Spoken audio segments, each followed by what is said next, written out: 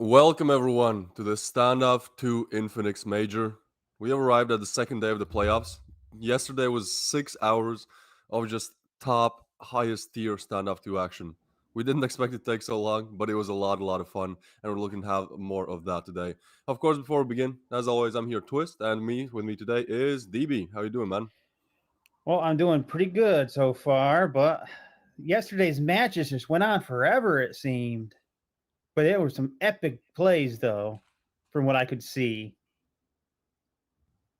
Yeah, most definitely. I think it was very fun, especially like in the first best of three, right? Like that crazy comeback that noobs are able to pull off, to win the second map where like that's not their mapping, and then go on Sakura 3 to 9 down. Somehow they're able to find 7 rounds in a row to avoid moving on to the lower bracket.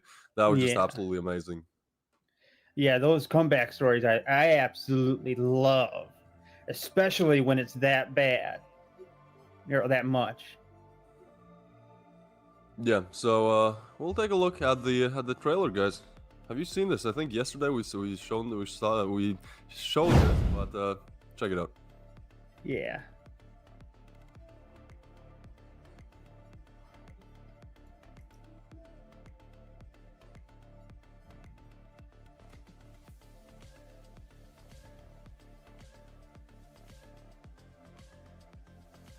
We can see some of you guys are starting to pop in the stadium because these are actually live updated.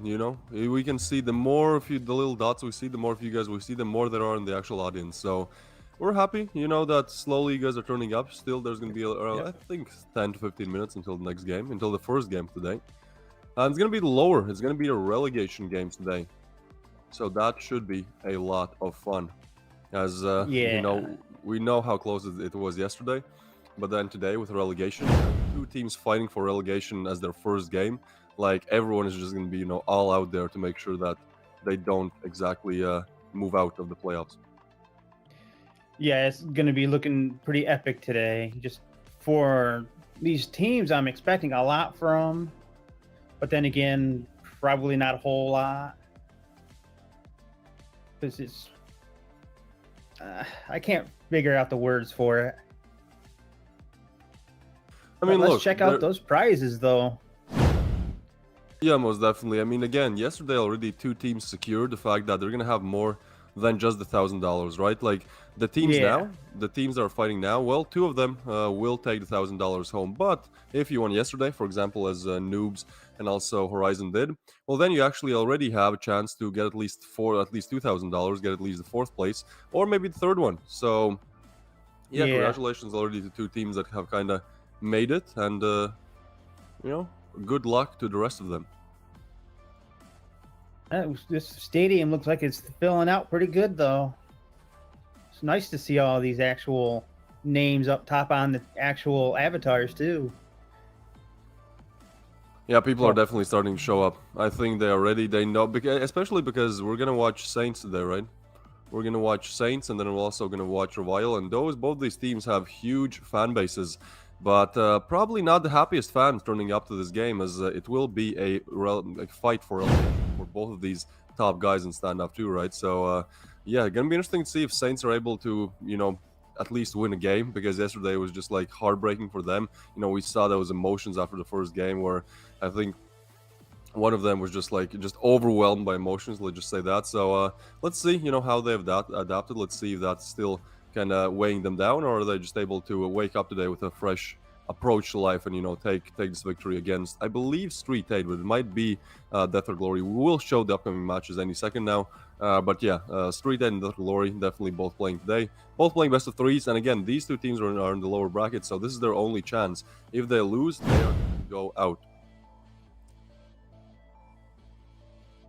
Yeah, these teams playing today, Death or Glory against Revile, I am expecting very good things from all four of these teams, actually. But the second game would be STREETEIGHTH versus Saints, which is also going to be a very good game. Because all these teams have been playing excellently so far. Yeah, I think it's a bit different. Like two of these teams, Revile and Saints, are kind of pitted as the favorites, right? They're kind of expected to win, so I think there's a bit more pressure on them, as in they definitely don't want to go out of the finals of the major just by losing 2 games in a row. Like that's just not something you expect from a team that, well, both Saints and Revile could be considered top 4 at this point, right? Top 4 contenders for the champion Yeah. spot in the major. Now, if we look at the rating, Exice, yeah, my man is up there, 103 kills. Lunax has a bit more, but his rating is a bit worse. But Lunax is just absolutely destroying everyone in terms of individual kills, and we saw that yesterday again as well. And also, Revile and Saints, they're in the 2nd and in the 5th spot in terms of players' ratings. But at the same time, like both these teams are fighting for relegation, right? So it just shows that the individual level is definitely there to call these teams top teams. But I think what has happened for Saints and also Revile is that their team play isn't maybe up to the usual standards. So yeah, they can frag out alone, but ultimately they need to use that ability and work it into their team chemistry as well.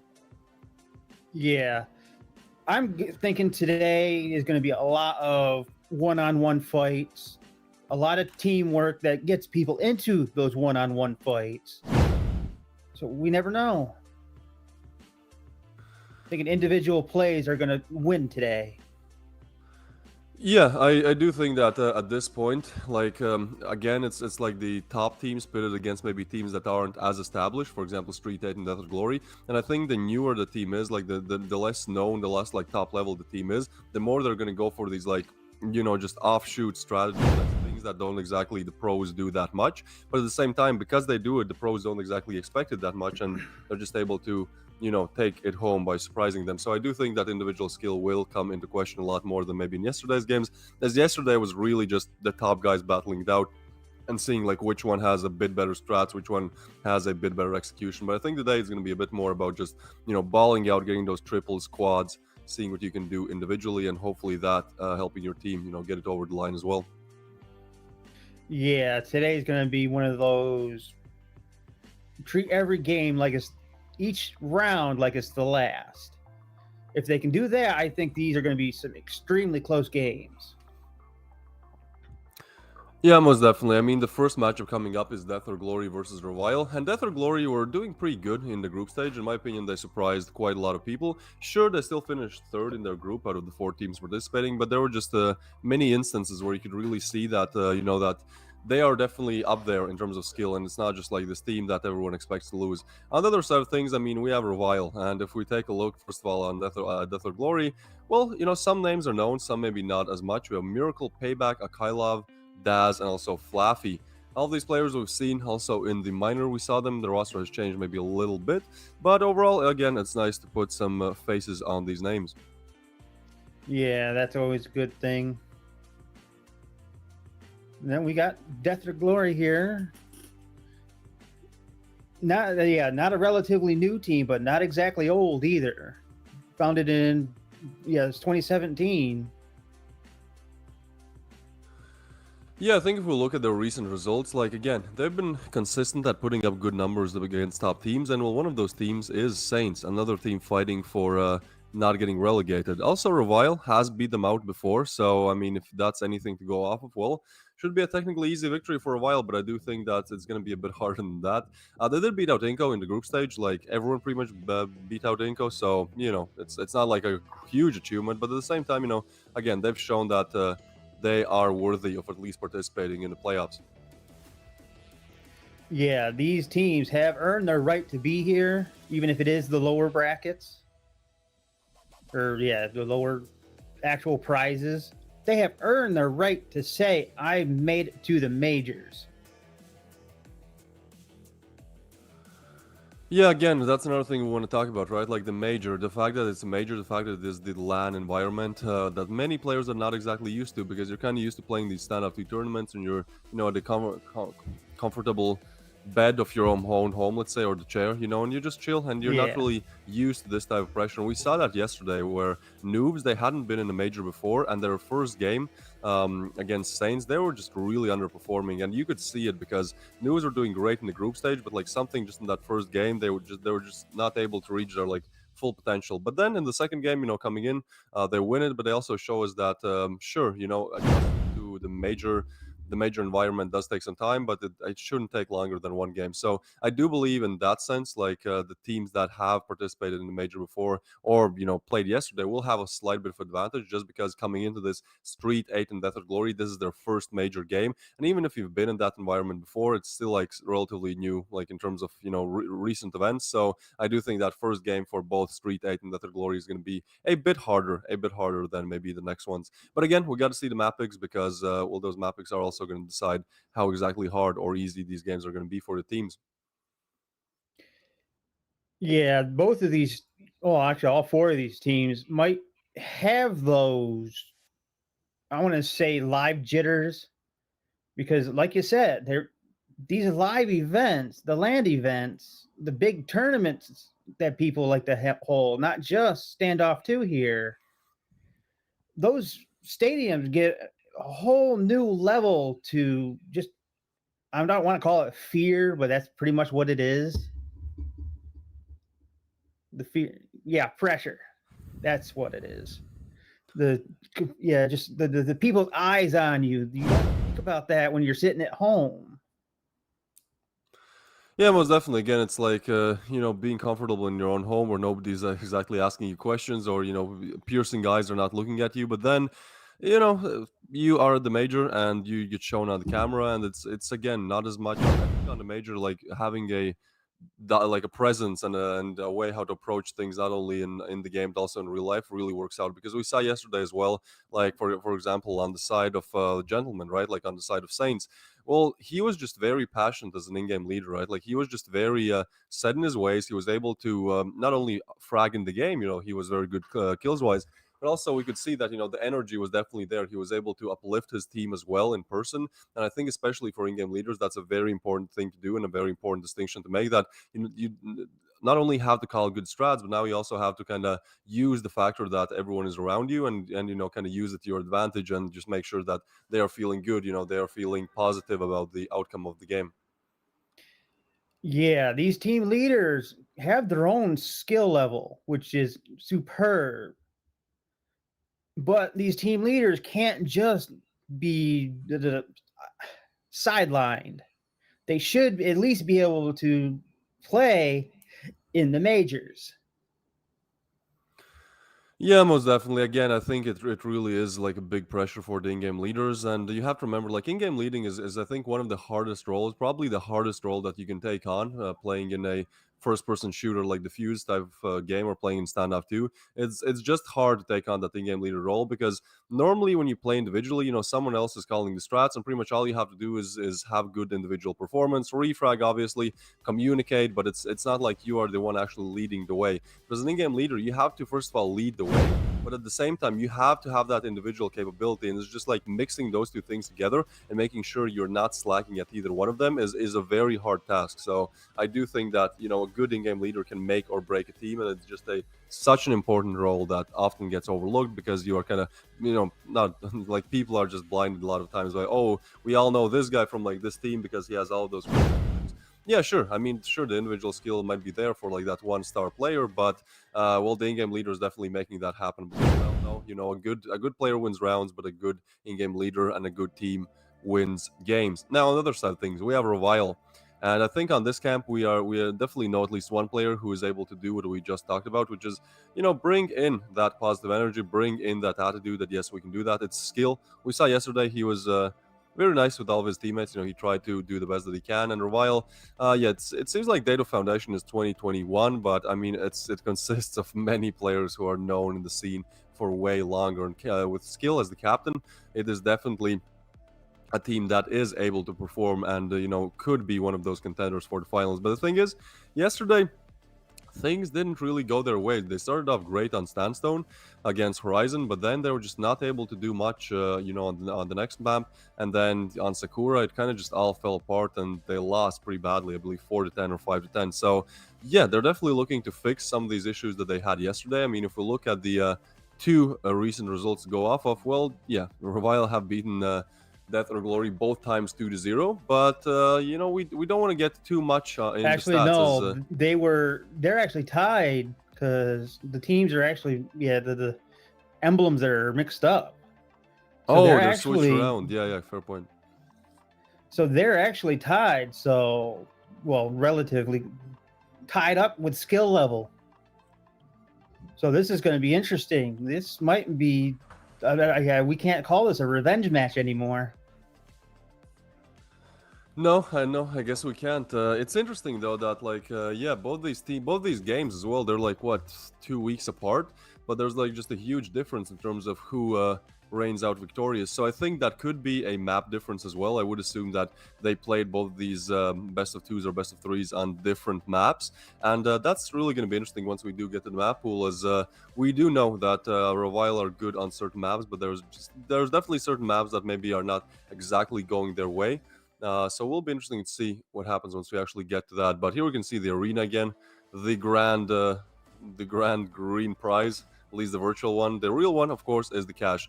$12,500 for the victors, and very good cash rewards for everyone who has made it to the playoffs. And here we go. We can start to see some of the players who have made it. Revile, everybody. Yeah, we can really put some faces to the names now. This is going to be interesting. These teams do not look all that nervous, though. Not at all. No, again, I mean, they are at least Revile are in their element. We saw yesterday they became very focused, just not able to bring it over the line. But on the other side of things, we do have Death or Glory. And yeah, it does seem like they're not too worried about the outcome of this game. But at the same time, this is their first time, at least in recent history, playing at a LAN event. So, you know, even though they're not showing it, I'm sure that there's definitely some emotions bubbling up inside, and we'll see again if they're able to kind of use them to their advantage and use it as fuel, or is it just going to take control of them and burn them. But either way, we are slowly getting into players are slowly getting into their seats. We can see they're comfortable. I hope we get to see some of these weird sitting positions we saw yesterday, right? Yeah, especially something like what A Master was talking about yesterday. Was somebody with their feet up? I think that'd be absolutely hilarious to see, especially in these LAN events. Yeah, I mean, again, everyone plays how it is easier for them. Personally, for me, it has never really worked to place the iPad on the table. It just seems like there's not exactly as much stability as I'd like to. So my preferred way of going around this is just sitting on my bed, you know, and putting it on my legs. But that's it's an alright pose to play in. But what is more interesting is this map pick, because it's going to be Sandstone ban and Province ban. Those two maps are out. We don't see those. We do see Breeze. Revile picking Breeze as their starting opener match is going to be interesting. Now, on the other side of things, for Death or Glory, well, there's a chance that they can take Rust or Sakura, and seems like Rust it is. So again, so far in the playoffs, Sakura has always been the decider map, and it has always been a blast. So it is definitely possible that, you know, these teams go toe-to-toe and take us to map number 3 today, which again would be Sakura. But before that, we're definitely going to see Breeze and then also Rust. I do believe this is the same map pool that we saw yesterday in the first game, Noobs against Saints. You know, Noobs played, it was their map pick on Breeze, they lost. Then they won on Rust against Saints, and then, you know, on Sakura, we all know what happened. I'm not going to spoil it anymore, but trust me, if you want some of the best, one of the best comebacks that you've ever seen in your life, go and rewatch the first best of 3 yesterday. If we go to the match stats, well, we can see on Sakura, 22% for Death or Glory. They do not want to go to that third map. And also on Rust, what is happening here? Seems like all of their map win stats are just, well, worse than you would have expected. Worse than what you see when you actually watch them play, right? Yeah, the level of skill we've witnessed so far, it's just amazing. But yet, when you look at these stats, of course, we've actually seen throughout this tournament so far, just like down there on Rust and Breeze, Death or Glory, they might just take this. These stats, in the long run, mean nothing. Well, here's another bit of stats for you. 26% of you think Death or Glory can win this one, and 74% are tilting towards Revile. And honestly, I do think the odds are something like this. Like, you know, for maybe if they play like 4 best of 3s, one of those 4 times Death or Glory are going to win. I think that is quite accurate. But especially, as you said, looking at those map stats, it does seem like a kind of impending doom for Death or Glory, as literally they don't have a single map that's going to be played over, I believe, 40% win rate. So yeah, it's gonna be hard to combine those maps that maybe don't work out the best for you, and make the best of it. So we'll see how well they do that. I mean, again, it's technically very possible. It's just a question about can they make it happen not only on one map but on two, because that's what you ultimately need to bring it over the line in the playoffs. Yeah, I'm like I said earlier there, I'm expecting this to come down to individual skill today. Because both of these teams have the skill, the teamwork it takes to win this. But it's going to be those individual plays that truly just surprise everybody. Yeah, I do think so. Well, Revile literally has a player whose name is Skill, so we'll see. We'll definitely see some skill today. Let's see how well he performs today. As yesterday, again, he's an in-game leader, so it's definitely harder to be that top fragger as well. But yesterday, Skill wasn't doing too well. He was doing well only on the second map, but on the other two maps, it was more like him almost bottom fragging, maybe second to bottom. So. Yeah, I mean, again, Skill, he's definitely a great in-game leader. I think he's one of the driving forces for what Revile are able to accomplish and, even make it so far in the playoffs. But at the same time, if Skill could really show that individual skill as well, I think that would be the ultimate cherry on top, and that would really take Revile over the line. Yeah, I'm truly interested in it. I would love to ask these teams why they're going for Sakura on the decider and not on their actual match pick. Yeah, on the actual map pick. It just seems like everybody loves it. Yeah, I think one of the reasons why is that like Sakura and Sandstorm are probably the two most played maps, at least from the map pool that we have. And it's like, because everyone is good on them, right? Like nobody really wants to pick it because that means the opposition is going to be good as well. You kind of want to pick a map that perhaps you're really good at, but the opposition is not as good. But at the same time, nobody wants to ban it because, well, if you're good at, like if everyone is good on the map, you don't want to ban a map that you're good on, right? So I think it's just about a process of elimination where you kind of you just kind of want to ignore it, and so because it gets ignored, it doesn't get either picked or banned. It's kind of get just left last as our final option. But I do think that makes it way more fun because again, everyone is good on Sakura. So if it does go the distance, if it does go to the third map, it's always a blast to watch, just because the competition is there from both teams. But with that being said, DB, we are ready to head into our first game of today. Yeah, this first round.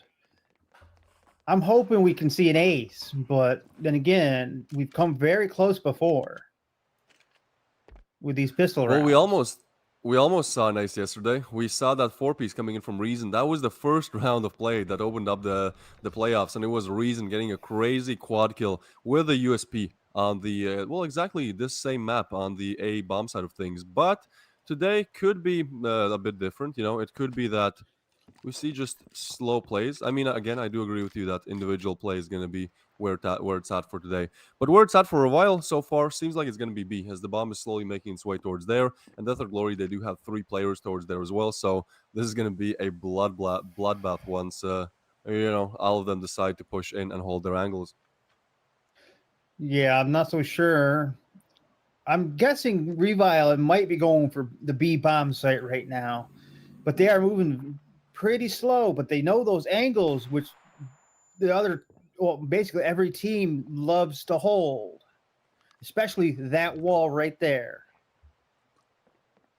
Yeah, most definitely. Lunax is checking common angles here. One of the angles he has to check is right this angle to his right there, because again, that's a spot where Reason got that 4-piece. But now that it's Molly, he knows there's nobody there, so Franzis is going to push in. Smoke's coming in as well. Oh, Franzis is in a good position here to find some frags. At least here's some info, and I think the bomb will ultimately go down. 30 seconds left on the clock. A 5v5. Franzis just pushes through and gets immediately refragged. The bomb is finally down, though, and we're looking at a 4v4 retake here.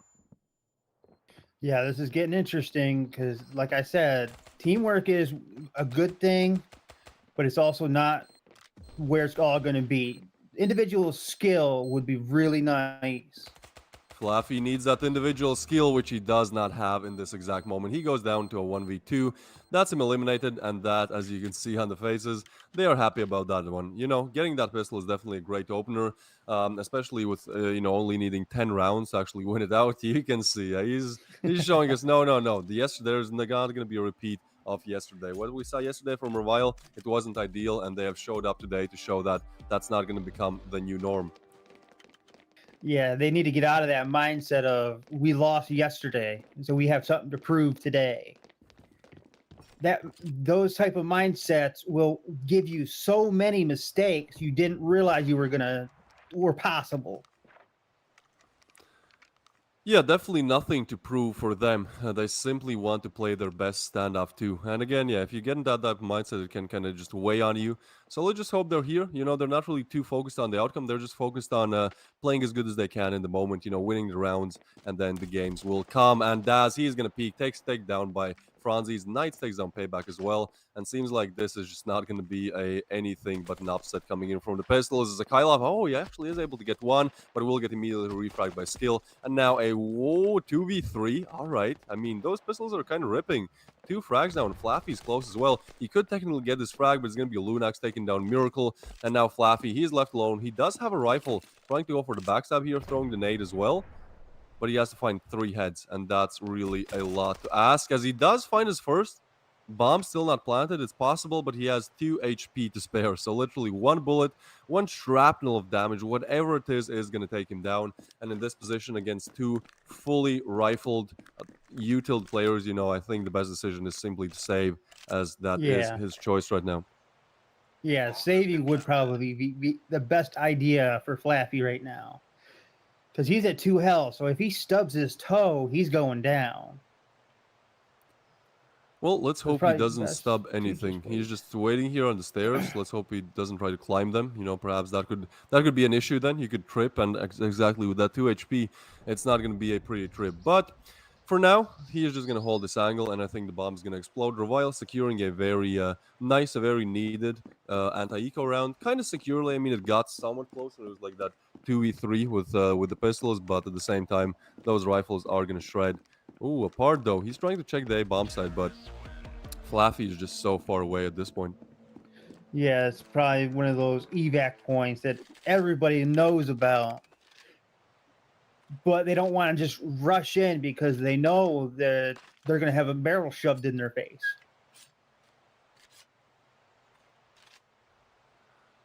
All right, well, heading into our first rifle round. Let's see how it goes.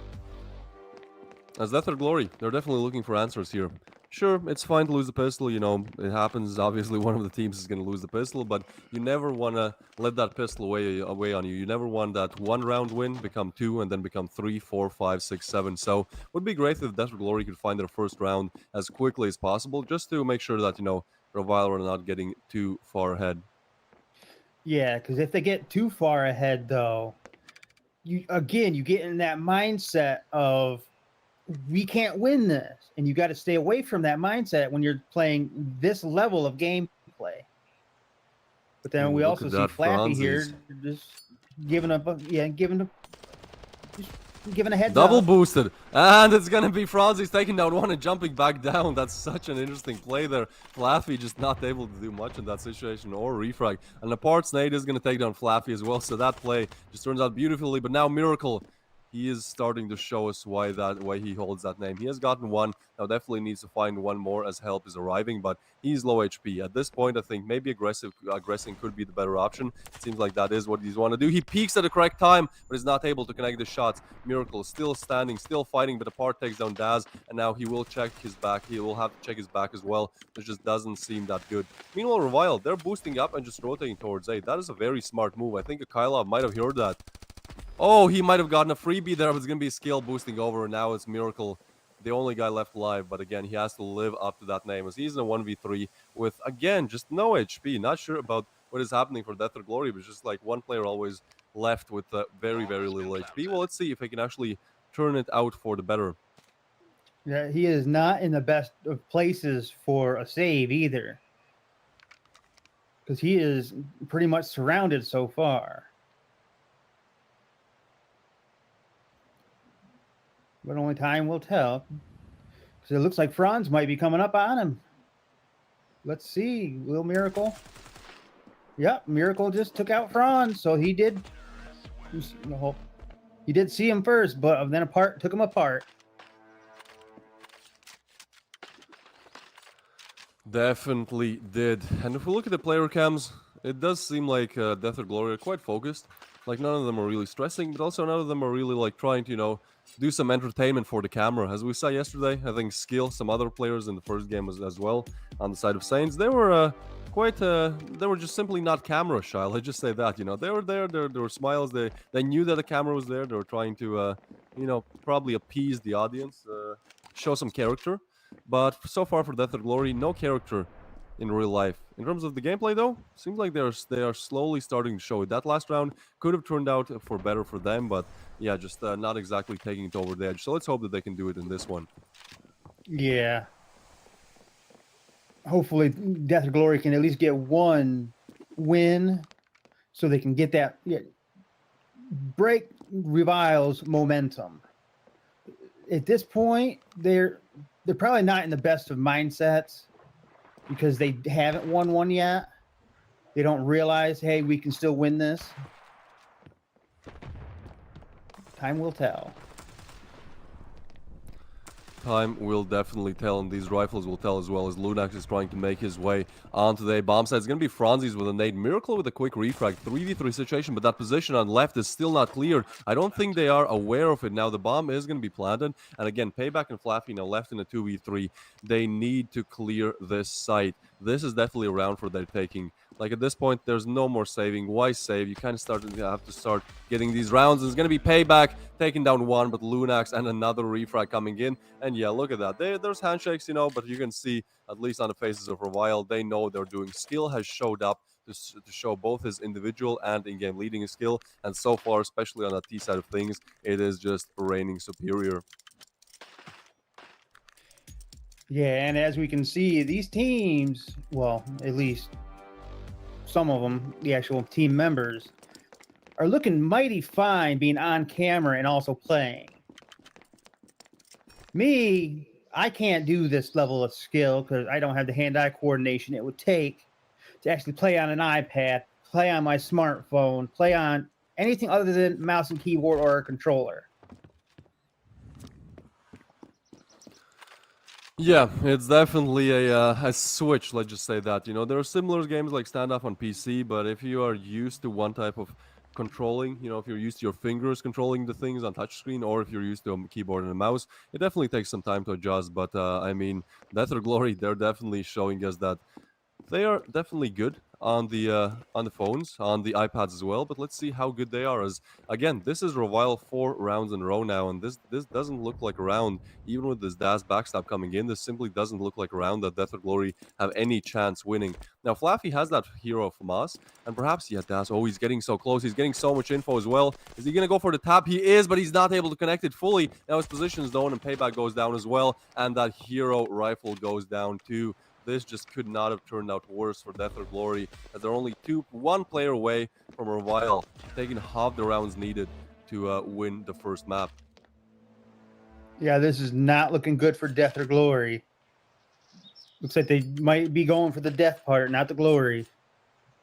But only time will tell because we haven't reached the switch yet. So they might be better on one side than the other, as we've seen before.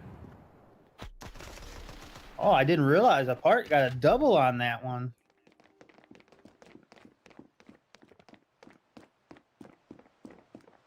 A double indeed. Revile showing up big time individually. If we look at Death or Glory, Daz, someone who's doing very good in the group stage, still hasn't found his frag. Death or Glory definitely need to show up both individually and as a team. And for now, at least they get that opening frag.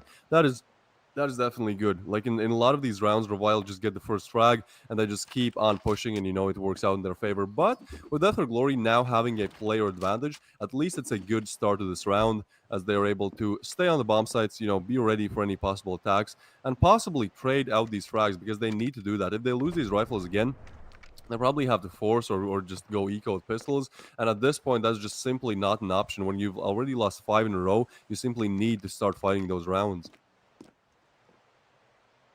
Yeah, I'm suspecting if Death or Glory does not win at least one round before the switch, the morale is just not going to be there in order for a comeback. But then again, the moment you win one, the morale does a 180, and all of a sudden it's through the roof. Yeah, I mean, at this point, Death or Glory will definitely have to work up quite a good of a comeback. And with one of their players going down now, oh, and Lunag's getting another, they're just not able to keep even the slightest advantages they had in this round, as now it is a 4v3, and the bomb's actually making its way towards B. Revile are very good at hitting one bomb side, and then just rotating through mid, getting to the other bomb side, and it's going to be Miracle going down as well. Now, B bomb side's pretty much empty, and again, Death or Glory find themselves in a situation where they have to go for the 2vx retake, and so far there's just been nothing. There just hasn't even been like a close retake. It's simply them either going for it, losing one player, and then the other one saving, or just both dying. So I really do hope Death or Glory 2 are able to find an answer to this problem they're having right now. Yeah, this is not looking good for Death or Glory. But then again, right now it's still early. There is a chance. But I'm also wondering, does Death or Glory realize exactly where Revile is? Because they're right now, that looks like they're going for the save, which is probably the best idea. Save those rifles. Well, save one rifle. Well, they can save, but at this point, those saves are not going to do them much. The only thing that save does is gives you a bit of more of an advantage coming into the next round. But so far, they haven't exactly been able to utilize that advantage. We can see the in-game leader, he's definitely trying to call some strats, but at the same time, like, they just need to start showing up. As again, I mean, this is their first game of the LAN, and I do think that, as we talked about in the pre-show, that first game is kind of hard, especially if it's your first game in general in any type of LAN. It just takes a bit of time to adjust to that environment. It does take at least one game, but I do think, like, even if Revile win this one, as we head into our second game being Rust, they should be able to find some answers that they're not exactly finding right now. Yeah, these teams might be good in one LAN event, but then absolutely terrified in another for some reason. It just goes all to mindset. They're so used to being at home or in the park or just wherever, or at their buddy's house, because they have the better internet.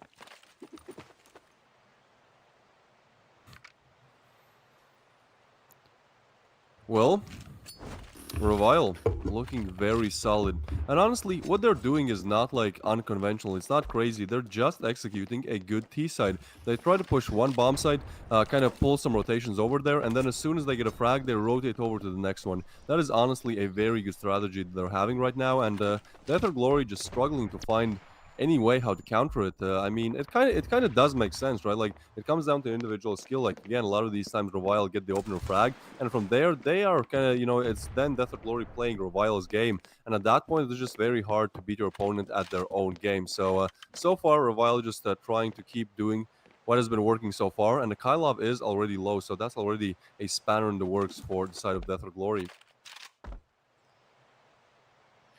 Yeah, these teams are playing to exactly the skill level that I would suspect.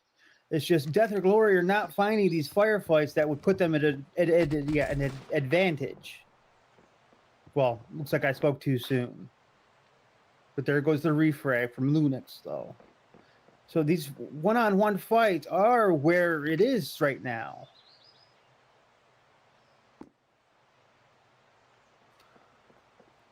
Well, it's a 4v4 situation. Again, Death or Glory, they have a chance to take this, but so far Revile have been so good. They are going to all push onto the A-bomb side of things. It's going to be Miracle just burning alive, and that's Franzi's getting another one on Daz. This is just all falling apart. There's simply nothing they can do. Again, a 2v4 situation. Revile completely emptying a bomb site, and then the players from the other bomb site on the CD side, well, yeah, they can rotate, they can try to go for the retake, but that's just so hard to do. So again, a save call is going to come in. They kind of have to, right? $100 on payback, 200 on Flaffy, but at the same time, these saves are simply not working. They should do anything that's just not the gameplay they're playing right now. Like, push something, right? Like, do something that you haven't done before, because, well, the thing that they're doing, that just kind of standard holds, kind of two towards B, maybe three towards A, it's simply not good enough. So they have to find another way back into this game if they do want to win it. Yeah, Death or Glory might want to switch up their strategies to more blitzkrieg. Just instead of trying to defend, go on the offensive. Act like you're the terrorists. And just go search and destroy.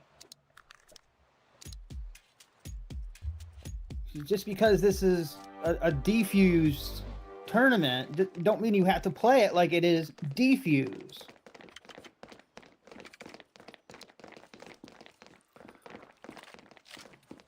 Yeah, things are simply not working for Death or Glory. They're 3 rounds away from being eliminated without finding a single round, a single answer to the advancements of Revile Gaming. That would be a horrible way to start off the players and make it even harder to make any type of comeback here. Now, Daz, he's still on 0 frags. He needs to find that first. He needs to regain some of that confidence that, sure, Revile might be doing better, but at least I can do good as well. But so far, it's just going to be Revile pushing onto the B bomb side.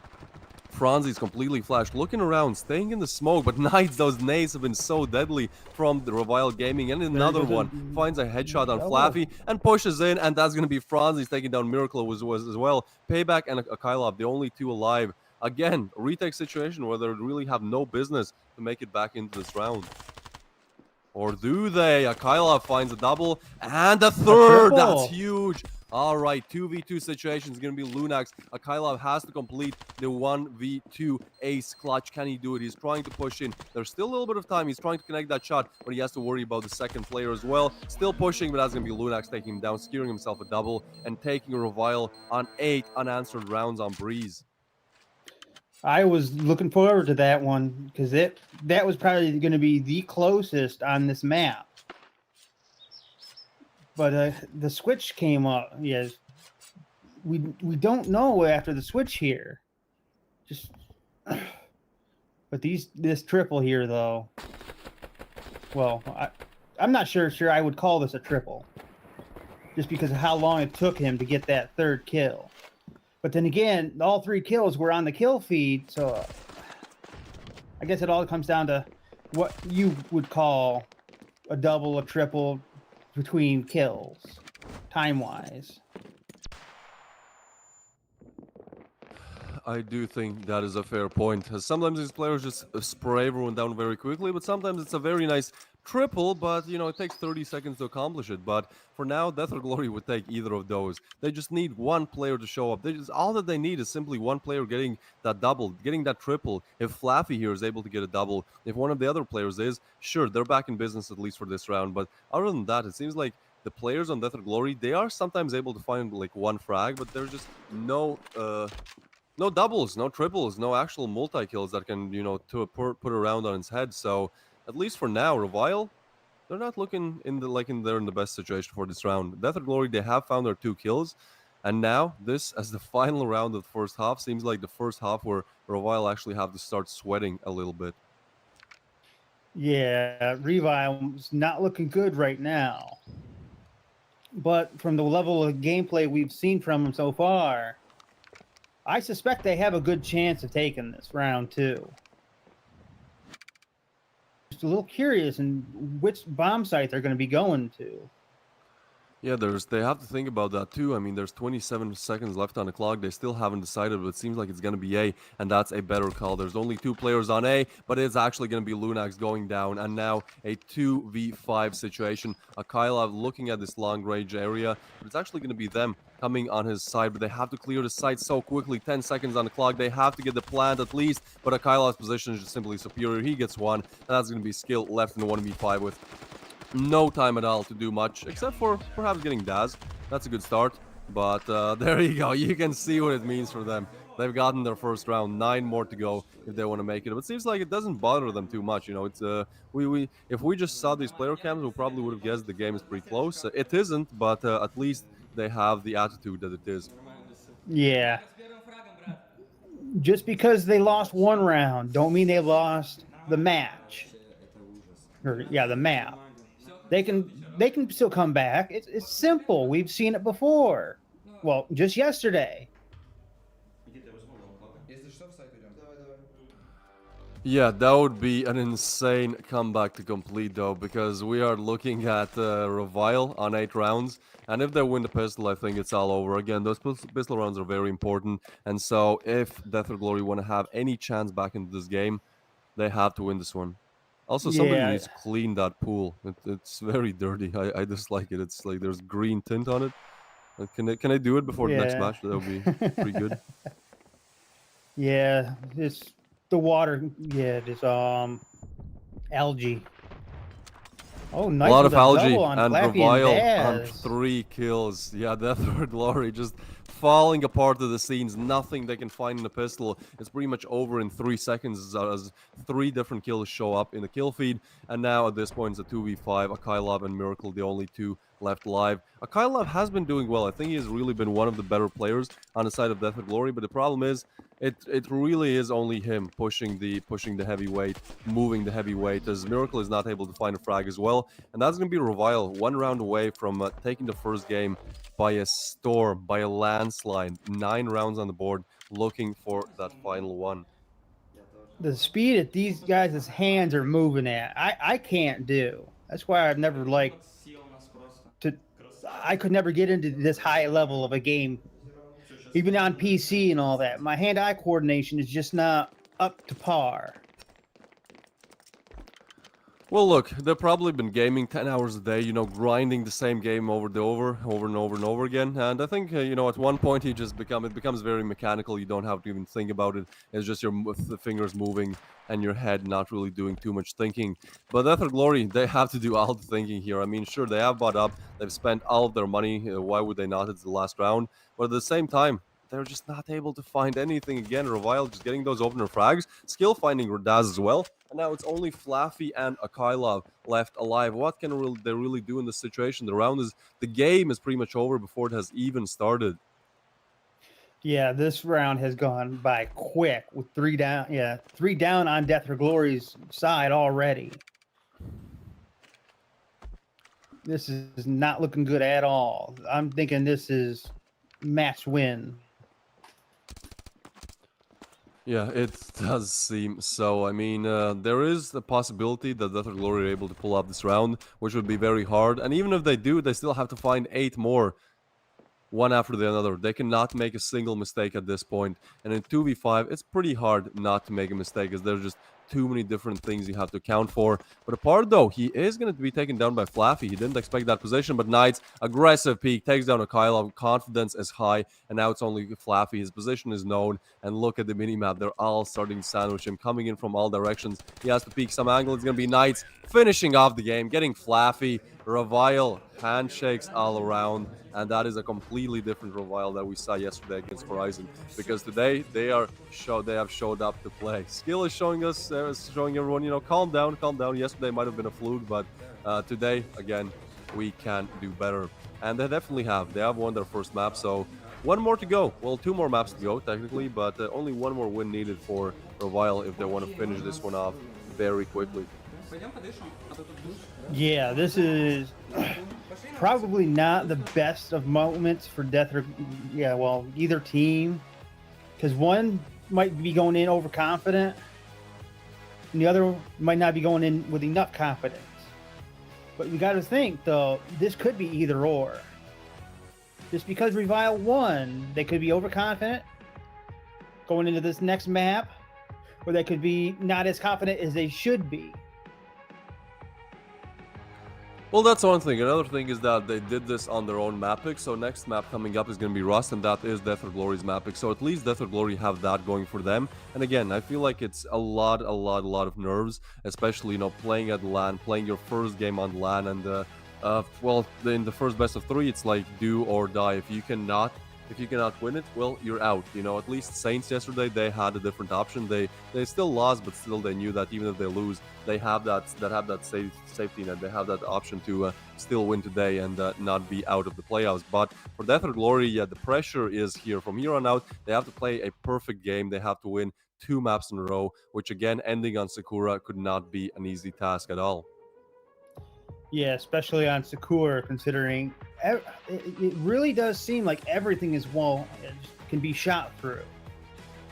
So if either one of these teams can take those matches just from that one lucky shot that actually tells you somebody's there so you can pump it full of lead. Sakura, definitely a paper map where I think individual prowess shows one of the most on the 5 map selection that we have. What we also have for you guys is the highlights. I mean, again, it's going to be very one-sided, as Revile simply better. Like, that's all that you can really say. Again, sometimes it's close, sometimes it's like, sure, let's say Death and Glory only got 1 round, but maybe they deserved 5. It just Lady Luck wasn't on their side. But you can't say that about this game. In this particular game, Revile, they were just simply able to eliminate 2-3 players early on, plant the bomb, and at that point it's Death or Glory in a disadvantageous retake, and they just decide to save for the most part. So every single round, Revile were really showing why they are the favorites of this matchup. Yeah, I think we are seeing the prediction coming true so far. Just not in the round balance. I would expect a 25-75 split. At least another round 1. But then again, their mindset is probably not there. Yeah, I don't think it is. Let's take a look at the MVPs. It's going to be Lunax again. This guy is just, there's no stopping him. In all the games that we've seen so far, he has been either the MVP. I think he has been an MVP in the 3 out of the 4 games that he has played so far. But also, yeah, we can just see that KD 3.5, 2.96 rating. I think he finished off yesterday with 41 frags and something like 1.56 rating as well. So this guy is just not stopping. Lunax definitely one of those star players that we talked about in the pre-show. Skill makes it happen, but then Lunax actually delivers. Skill makes the plan, skill is the in-game leader, but then Lunax actually makes those plans a reality, as he's just able to be a menace wherever he goes. If he goes A, if he goes B, if he needs to defend a site, whatever he decides to do, he's just able to get more, simply click heads faster than his opponents.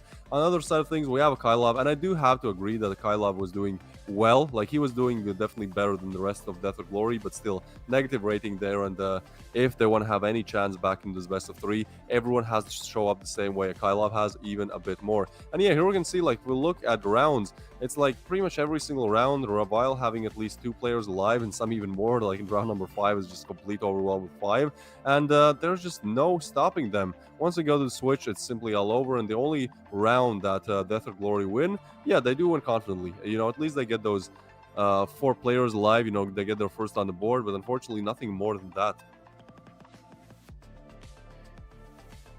Yeah, I am really looking forward to Rust here coming up. It's going to be interesting.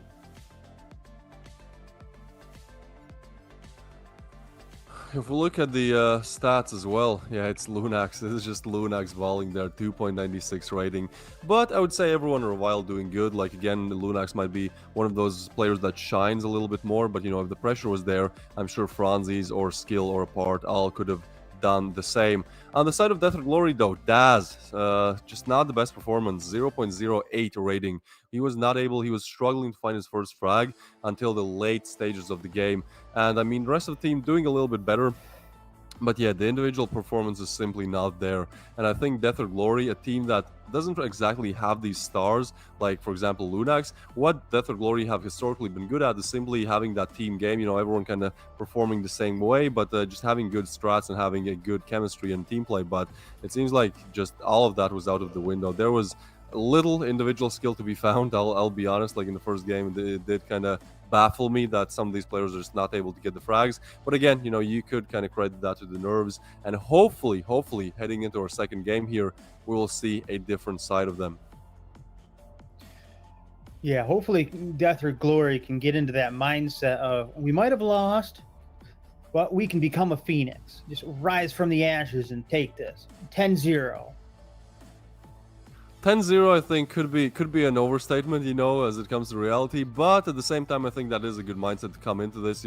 Just make sure that you go for as many rounds as you can and don't really look back to that last game as any type of judgment of where you should end up at. But still, that's going to be really hard, as Revile, they're just looking very solid. Like, sure, Death or Glory, they could have played better in the first game, but honestly, like, the way how Revile just took sites, like the execution, the way how they checked angles, the way how they pushed on the site together, just just flowed so smoothly, so flawlessly for them. So it's for Death or Glory not only going to be about increasing their individual skill, but also like doing better than Revile, who are just on cloud 9 right now, just performing out of their minds. Yeah, Revile's come to play, and I don't think Death or Glory was ready for it.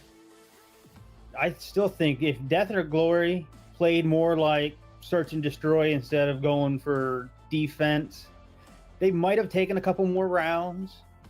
But just from the level of gameplay, I'm not surprised by that outcome. I think another thing that wasn't really working for them is simply their holds, like on the CD side of things. They were simply, just holding angles, getting taken down, getting out-aimed, getting individually outclassed. And instead of adjusting that defense, instead of like starting to do some new things that perhaps could work, all they really did is simply play the same thing, try the same thing that didn't work out for them before. And I mean, yeah, if it doesn't work out, it doesn't work out. So I kind of expected Death or Glory to have a more, I wouldn't say chaotic, but just a more creative approach to this to the CD side. Just try out anything, literally try out anything, because that is going to be better than just trying the old thing that isn't exactly working. Yeah, the mindsets of these teams had to be absolute, just either through the roof or in the sewers. Yeah, I think for Death or Glory's side, that could be the latter, as they were struggling. We did see some positive emotions, like in that one round that they won. It wasn't just like sad fist bumps, oh yeah, we won our first round. No, they just seemed generally happy about it, but still, I'm not exactly able to multiply that happiness, to make it happen again and again. So as we head into Rust, I think we're going to see very fast-paced gameplay. And again, with how Rust is set up, with the both bomb sides being really far apart, for the CD side, that makes it even harder. And I think if Death or Glory are lacking at the CD side of things, even though Rust is their map pick, that's just gonna, like, if they just do the same thing of just having 2-3 players on either bomb side and holding angle as well, that strategy works out even worse on Rust, as if you lose those players, rotations take so much more time to actually come in. Yeah, just the placement of bomb sites is absolutely crucial when it comes to the team captain. What do you choose? Who do you put here? Who do you put there? Do you even defend the bomb sites? Or do you go into the back alleyways, the open areas? Or even where do you send your team? Well, I think that's a good question, definitely for the in-game Glory, but I would personally say that they need to establish more map control. Look at Skill. Yeah, he's definitely, here not only for the good gameplay, but also for the good vibes. And yeah, we can see on the faces of Death or Glory, they know what this means. Still, they're keeping those smiles there, but those smiles might start to disappear off their faces, as heading into our second map, they have to again do everything here. They have to win it, and then they also have to redo that on Sakura. Yeah, they're definitely starting to get more less camera shy, let's just say that. Lunax, he is just disregarding the camera. My man is focused. Yesterday he dropped 41 bomb, today on his first map he gets the MVP as well.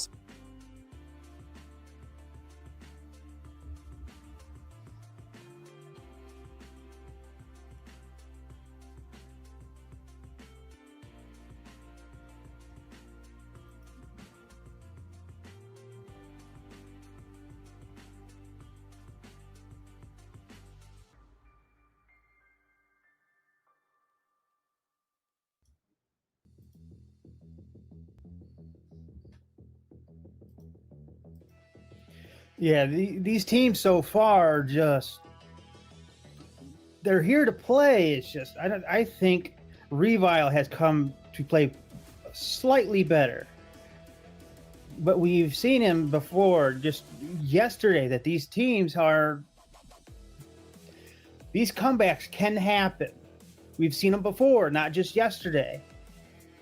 We've seen it a couple of times where they've come from 9-0 losses and all of a sudden it's closer to 5-10, but still there it is possible.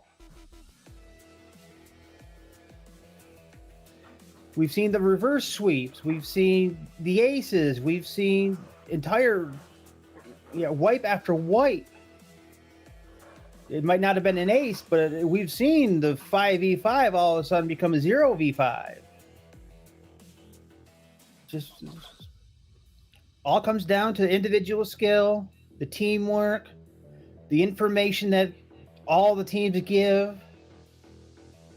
It's just amazing to see these teams in action. It most certainly is, and we are looking to see that just again as Rust is coming up, and it's gonna be very interesting to see what happens on Rust. As yeah, Death or Glory, again, this is their first match of the major, but because they finished third in the group stage, they didn't make it to the upper bracket. They made it to the relegation bracket. They made it to the lower bracket, and at this point, sure, you know, it's happiness because you made it to the major, but at the same time, you have to play at kind of a disadvantage here, and at the same time, there's only one chance to you know, make it to work, to prove what you can really do. So this is just going to be a hard task for them.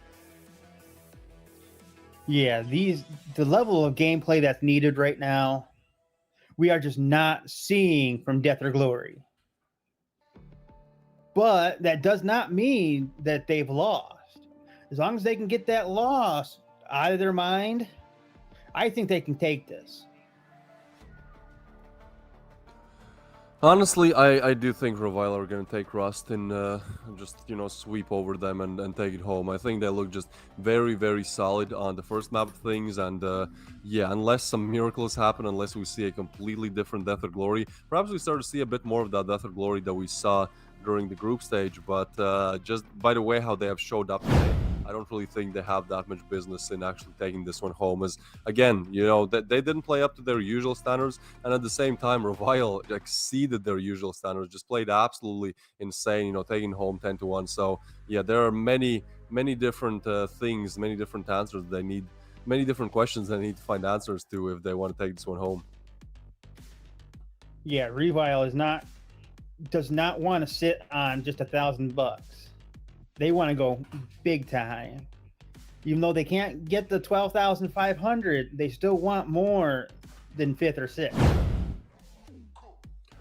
Oh, 100%. I think that would be the ideal outcome for them, but we shall see if they're able to put that ideal outcome and make it a reality as we're heading into Rust. And yeah, at this point, Revile have kind of a safety net here. They need to find just one more map out of these next 2 upcoming maps, but Death or Glory, this is all over for them if they lose. And Skill, he's going to open up the kill feed. He's going to take down one of these players. And I think at this point, Revile might even know that it could possibly come A, as there's not really any players left on B. There's actually a 4 stack on A. That makes it even harder for Death or Glory. But there you go. First game, 1 frag. Second game, 1 frag. The first frag on his team in the first round. Well, he has definitely showed up, at least for this kill. Let's hope he can continue on that and get some more. Yeah, this is looking up because we're seeing that individual skill right now. But let's see who sees who first, though. These jackrabbits are just... I never liked them. The what? The jackrabbits? Where are those? Yeah, when they're hopping through the door frames like that. Oh, willy-nilly. Yeah, no, that is a very hard shot to hit, especially if you're like, you know, placing your crosshair at the headshot level, then some guy just does that. It's definitely hard to counter. But Daz, he actually finds another one. 2 kills to his name now, and a part goes down as well. Knights, he is able to refrag 2v3 now, but the bomb is planted. They have to find 3 more players, and Knights is low, pretty much 1 bullet away from elimination. That nade is going to come in and deal huge damage on Daz, actually. Oh, he could go down. This would be perfect, and he does go down with Franzis. Now, I think Franzis is a bit flashier, but still, Revile are slowly creeping up onto the bomb site. Next point of contact is Payback. He's able to spot them. He is, and gets a double. Oh, that's a nice flick there. Nice double by Payback, and that's exactly what they need. Yeah, getting their first round, getting that confidence in early on, as if they start losing early on, that duo will just creep in more and more. So winning the first round, definitely a good move here. Skill trying to spot something in the distance, not quite sure what that was, but either way, we are moving into the second round of play. Yeah, this is what I would expect from Revile, but then again, it's still early. Death or Glory could break out of the mindset of we've lost the last game, let's win this one to prove ourselves. But then again, that mindset is actually a double-edged sword. Because you come in saying, we're not good enough to beat this team. Because we lost the last map.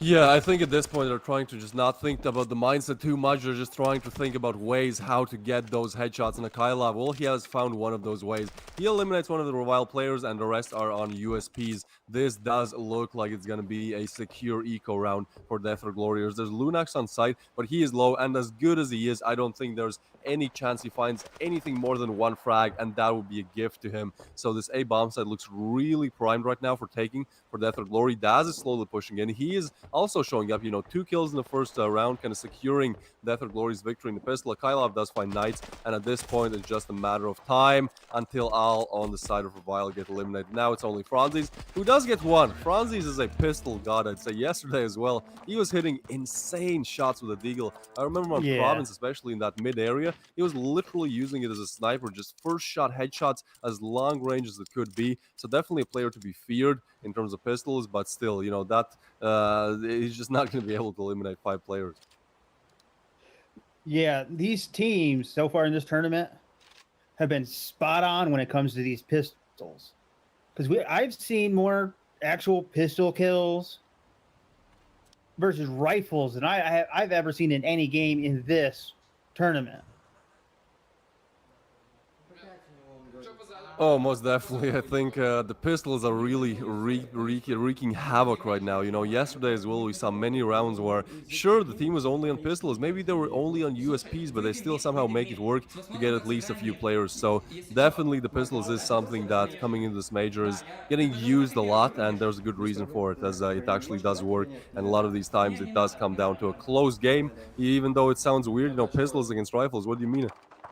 What do you mean a close round? Well, somehow it is, because these pistols are just ripping. The individual skill is definitely there to connect those must-needed headshots with them. But heading into our first rifle round, seems like they're just going to push mid, and Daz, again, showing up. This completely different Daz. 5 kills to his name. 5 times more than he had in the first game as a whole in 3 rounds. This guy's crazy, still looking for a bit more to find here. And Revile at this point, they're just trying to figure out ways how to not lose it this badly, how to find any answer back into this game. But so far seems like Death or Glory, they've just switched up everything and it's working. Yeah, it seems like Daz might have been in the mindset of, before, this is not my map, so I don't have to do good, we just have to win. But then again, this also might be not exactly a fluke, but something decent.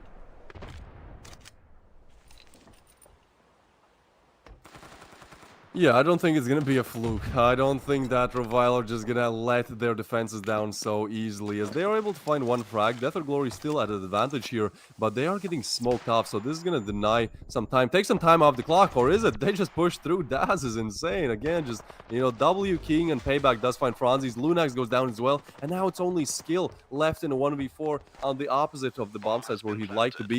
And I think at this point, with $0 to his name, this should be a safe call, but he's actually going for it. And he might have just heard Daz. Yeah, I think at this point he definitely has to know that Daz is coming quickly for that backstab. But it's going to be Miracle eliminating Skill, and Death or Glory taking, what is it now? 3 rounds? 4 rounds in a row? 3 rounds in a row. That's, wow. Again, on the first map they got 1. So, yeah, Revile need to start finding some answers, but definitely not going to do that with just pistols. Even though, as we talk, they are deadly, it's still a disadvantage when you only have shotties and pistols at your disposal. Yeah, the mindset of going in, we won the last one, is not the best of ideas. Just like it's not the best of ideas to go in thinking we lost the last one. Just these mindsets that these teams have right now. The speeches the actual team captain has, team leader, team captain,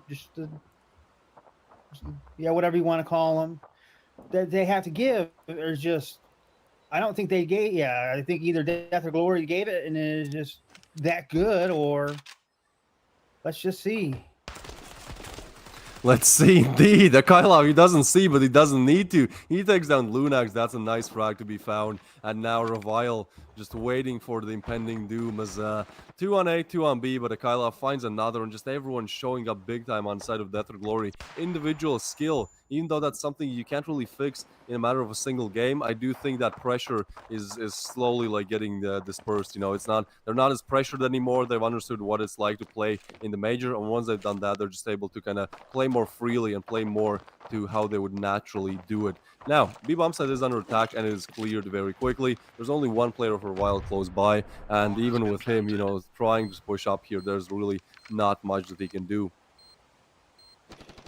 Yeah, it does not look good for Revile right now, considering so far it's been 3 unanswered rounds. I'm a little curious if after the switch, Revile is going to have a revive. Because, again, they might be decent on the map, but they might just not be decent on CT's side, the counter side. They could be better as the terrorist planting the bomb or even search and destroy. Well, I think they definitely are better as the terrorists, as they've taken round after round, and yeah, that is a very good point. I mean, starting off on Breeze, they literally had to start on the CD side, and we saw that their CD side is not the best, and we didn't really exactly get to see their T side on Breeze, as they lost the pistol, and I mean, from there on out, it was just one more round where they literally have to play with pistols. But it does seem like Death or Glory, well, it's definitely Glory when they are on the T side, as they're just able to find openers to things that Revile don't really have any counter to. Now, heading into our 5th round of play here, Revile have bought up again, so it's another rifle round. It's another chance for them to get back into this game. As Death or Glory, they're slowly starting to build that momentum. They're slowly starting to build that lead. And sure, once we actually get to the side switch, it could be that they just can't perform on CD side again, but you don't want to let them get too close to the finish line if you're Revile here. Yeah, before the switch, you do not want to be at a big disadvantage, especially not, well, like Death or Glory, or right now. This advantage that they are, 4-0, is crucial when it comes to the switch. It certainly is, and Lunax, he has been holding this position for a long time in different rounds. I kind of feel like at this point, it will kind of be expected. Sure, it's a very good angle to hold, it's a hard angle to clear, but at the same time, if you do hold the same thing too many times in a row, you're just going to get pre-nated, cleared. Like, they're going to make sure that you are not happy holding that angle. But Death or Glory, again, they're sending their troops towards the A-bomb side of things, which historically has kind of worked out a little bit better for them. But this time it is Knights with a fully armored, fully utilized rifle on the other side. And it's actually going to be a part, taking down the first frag. Akailov goes down. And again, this is one of the first times where now Revile actually find the opener frag. This is something they've been struggling for before, you know, kind of playing in a disadvantage 20-30 seconds into the round. So at least for now, they can try to do things, but look at this, 25 seconds on the clock and rotations are made towards B. Franzis, he has to go so big here. If he does not, it could be all over. Oh, he's staying alive, that's all that matters, but Miracle and Daz are able to find 2. One more player on the B bomb site, 12 seconds on the clock, smokes are coming in, Knights pushing in as well, but seems like the bomb plant will come in. We're looking at a 3v3 retake. Entrance is smoked off, Lunax on a backstab, and he's able to find a frag. This is the Lunax that Revile desperately needs. Apart is able to find one more. It's going to be Lunax, or yeah, it's just gonna be Lunax. Then 1v1, he goes down as well. Daz clutches the 1v2, and you can see the confidence they have regained it, putting a nice round on the board. Nice rotation there. We expected them to go B, but they go A. That's a very good move, and so yeah, they're gonna be very happy about this one. As we are approaching the side switch, there just seems like Death or Glory. There's no stopping them now. Yeah, it seems like the roles have been switched around, because there was basically no stopping Revile the last map on Breeze. This is something I'm actually extremely surprised about. I was not expecting Death or Glory to pick Glory. Well, this much Glory.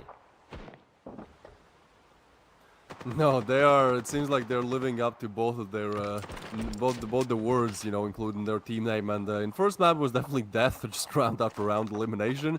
But for the second one, they have pulled the glory card, as it's now 5 unanswered rounds in a row. And there's going to be another one, most likely. I mean, look, apart, Lunax, Franzis, all on Deagles, Knights on a 5-7. You need a miracle to happen for that to go down. But the Kylov, he's moving into things here. And Flaffy's actually very aggressive. I think he actually could get perhaps a freebie from here. I just don't think they expect him to be so close.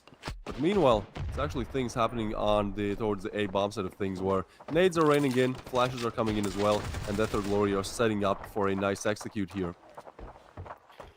Yeah, I'm a little curious because Death or Glory are just dominating right now.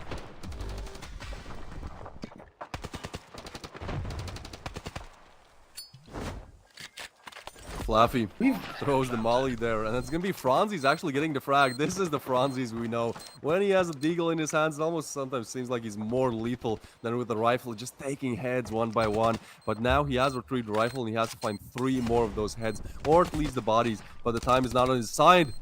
But the frags are, he gets one. All right, we're switching to the players. We're switching back to the live feed. 1v2 situation for Franzi's now. And yeah, with that time being low, again, I think the best decision for him is simply to save. He's going to throw the smoke, and I think perhaps just go for the defuse. That would be absolute madness. He can decide himself, but it's going to be payback on the flank there. Franzi's does take him down, but nothing more than a few nice frags there. As the bomb is going to explode, and Death or Glory just pushing through this game, getting us up to 6 now. 6 in a row, 6 unanswered from Revile. Yeah, it was probably a wise decision on Revile's side to go for the save. Even if he did take out that last player, I do not suspect there was enough time to actually defuse. No. Daz has really picked the glory side, though. Yeah, he certainly has. That's a very good point. Like, again, Daz, my man had 1 frag in the first game. Now he has 12. Sure, Flaffy might have taken his place, but at the same time, you don't really need Flaffy to do good if you're like literally winning every single round. You know, when things start to get tough, I'm sure Flaffy will start to show up as well. But for now, it's just Daz, Daz, Daz. Unfortunately, in the kill feed as well, as he's the first one to go down apart.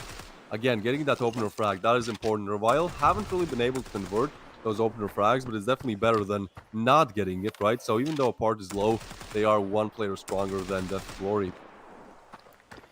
Yeah, even if apart is low on health right now, it don't mean he can't do a 1v4. Don't mean he can't do and take it. It just all comes down to who sees who first. Just like Payback taking out Franz with a headshot. You just saw him first. Yeah, and again, this is what we're talking about, you know, getting that early frag, but not being able to capitalize on it. Yeah, and in this level of gameplay, just because Flaffy has 1 kill so far, doesn't mean he hasn't helped out on 7 or 10 others.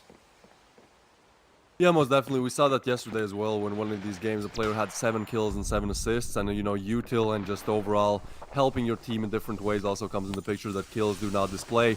But it seems like the display does look like it's going to be a B bomb site hit, as they're already on site, and Knights, he's struggling to deny it. Payback is going to take him down. What is happening, man? Apart and Lunax, a must-needed defense there.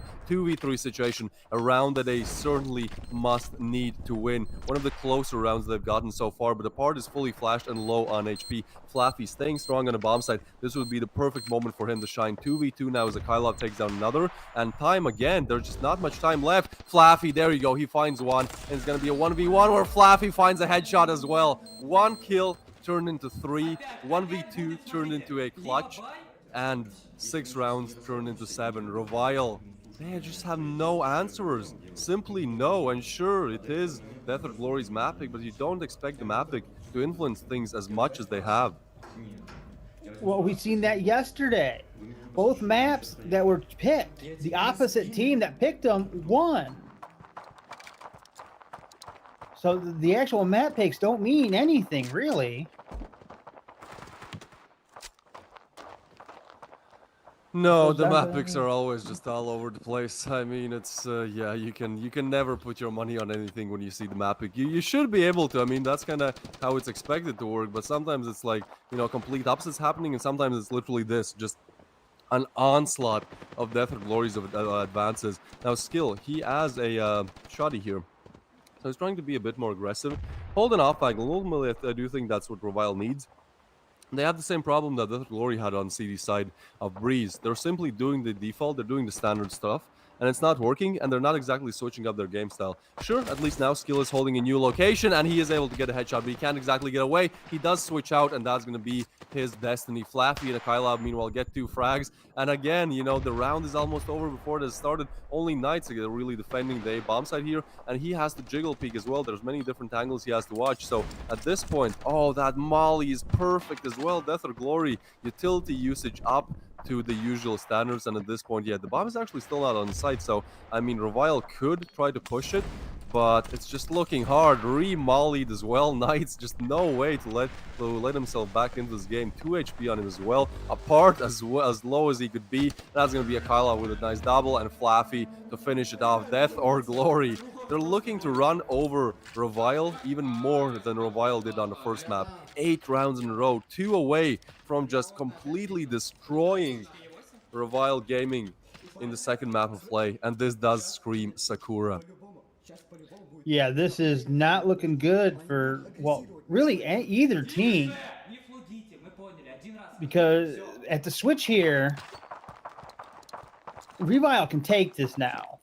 They can go 10 unanswered rounds, because they might just be better on the CT side. But we will see, because decisions making is not everybody's strong point, I've noticed, because we saw that in the last match. Yeah, the last round. I think if he did not go for the switch out, for getting rid of the shotty, he probably could have gotten at least one more kill. Yeah, most certainly. I do think, like, but at that point, it's like, you know, it's just so hard to make decisions. It's like, sure, I kind of want to get the rifle, but at the same time, it's a good point you're making, because that shotty, like, ultimately, as he can get away, that shotty is going to be better in close ranges. Now, some mollies are coming in, and Knights, again, not exactly on the best weapon here, so he kind of has to retreat.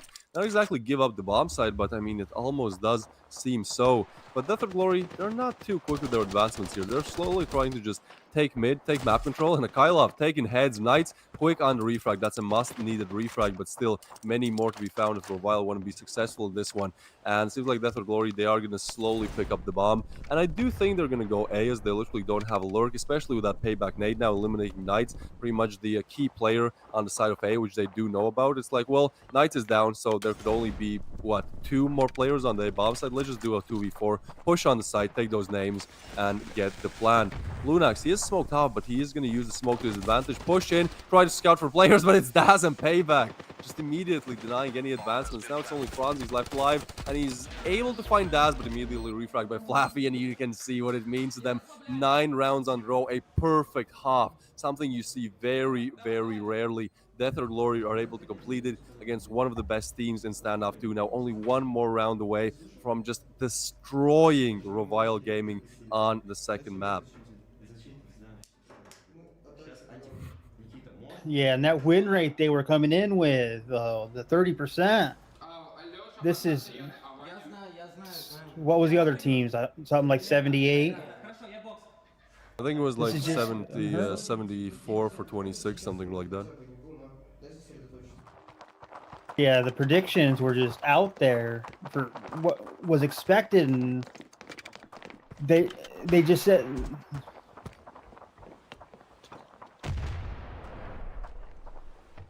yeah, these win rates in these predictions apparently don't mean anything to these teams. They just want to play.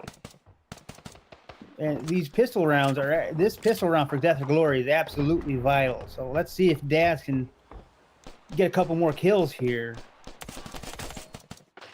Daz definitely can do that. Insane. 14 to his name. That's 14 times more kills than he found on the first map. What can you really do when Daz is activated like this? When a Akylov is activated like this? There's just no answer to these problems that Revile are having. And especially now in a 4v5 situation, it just looks pretty much impossible. He's just going to push in. Daz gets 1 and almost a second, but that's enough kills gotten for him. That's enough damage now. He can let his team do the work. It's actually going to be a part equalizing the scoreboard, so at least for now, it's still a 3v3 situation. Death or Glory, they are staying strong on the B bomb side, but the problem is, it seems like Revile are Ooh, they're rotating away, but look at the mini-map. It's rotations all over the board. It's Death or Glory sending one towards A, and then Revile sending their players towards B. But the parts advancements, I don't know. I think, yeah, he needs to wait for his teammates. He does not want to push in, die, and then pretty much, you know, his team does the same 20 seconds in. Oh, he's just going to push solo. I mean, that's a bold move to try to clear the site, but definitely help to arrive. Now, Part's position is actually very good. I don't think he's going to be expected. Now, Franzi's is going to get naded, so that advancement is going to be stopped, but still, it's Apart in a very good position to make the backstab happen, which he does take down Flaffy, just not expected there. So 2v2 skill, very low. Miracle coming in here. He does know that Apart might be close, but the bomb is actually making its rotation towards A. Is there enough time? That's a question. Apart gets another frag, and the bomb is planted. So at this point, Miracle, he's pretty much sandwiched, and it's going to be Apart taking him down. It's going to be Revile finding their first.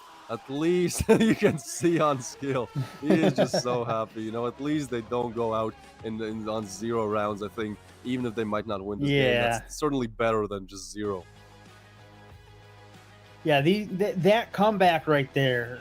This round might be absolutely crucial in getting out of that mindset of we won the last round, therefore this one is a given. And then coming back to a 9-0 split, that mindset was completely destroyed. And then coming thinking probably something like, we're not good enough on this map. But that was just proven wrong, though. Definitely proven wrong. I mean, look, at this point, sure, Revile might find some of these frags, some of these rounds. Flaffy does find a part, but yeah, this is pretty much a guaranteed round, especially with them now attacking the A-bomb side. There should be 2 on the board. But at the same time, Death or Glory, they're 1 away. And I just, we've seen comebacks, alright? We saw a crazy comeback yesterday, but I just don't believe that there's any way how Revile can make their way back into this game. They've simply lost too many rounds in a row with pretty much no safety net, with it being do or die, no mistakes every single round, 8 more rounds in a row. It's just going to be hard. So Revile, I mean, they are in a situation where Daz could go for it. My man has 17 frags, but yeah, I think he figures out it's just better to save. They have 8 more chances to close out this game. So why force this one? Why lose the weapon? It's just a better call to save.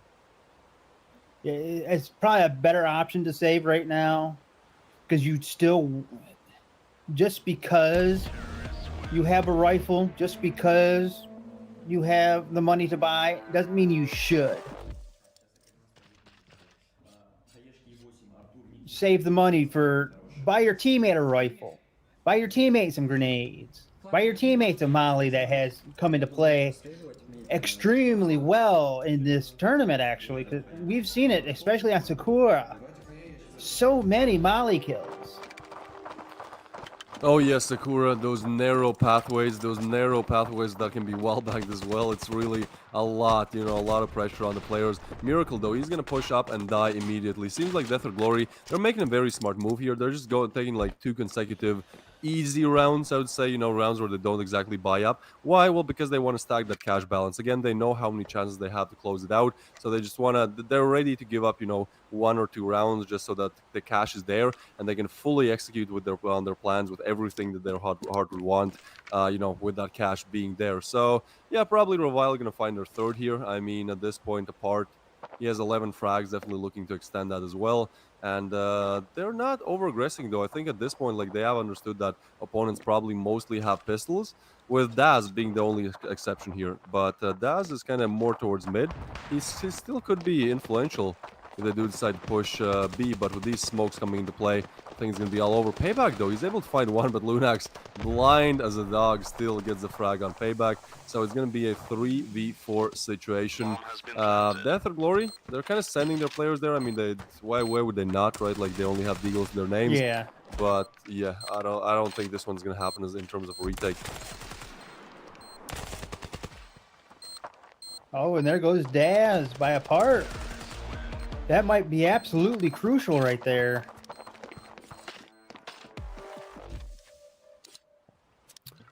It might as well be at all. I mean, look, Death or Glory, like, sure, you know, they've found a slight problem. They've encountered a slight problem in achieving their upset against Revile, but at the same time, again, They lost the pistol. That's normal. That happens. And then, you know, you can lose a few more rounds again. There's, well, okay, exactly the scoreline that we had yesterday, 9-3, where the comeback did happen, but still, there's 7 more rounds, man. Surely not. Surely Death or Glory can find one of them. Sure, they have been struggling on their CD side. We saw on Breeze, they were just not their better side. Seems like they're way better when it comes to just pushing in, clearing angles rather than holding those angles themselves. But either way, one round is definitely in the cards here.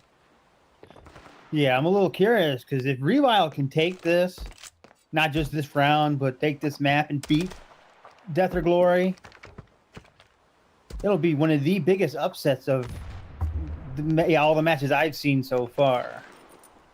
I mean, that would literally be the biggest possible upset, right? Like from 0 to 9 to 10 to 9. Like that would be pretty crazy, all right? Well, Revile have made pretty much 1/3 of their way there, as 3 rounds have been found, but now it comes down to those rifles.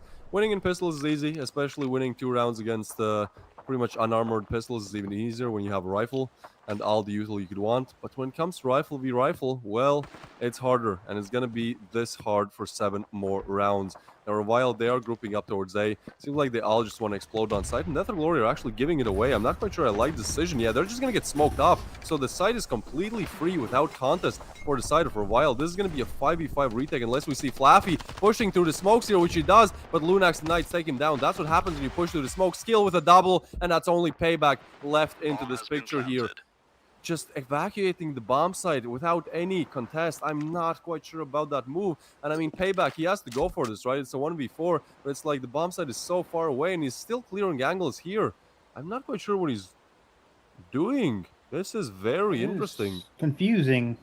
Yeah, perhaps saving, right? Like, that would be the best option, but Death or Glory... Saving would be the best option, but I'm just not so sure about where he is stationed right now. Just too many open doors. That's a good point. Yeah, many angles to watch. Many different angles to watch if they do decide to push in. Like, he'll have to flick.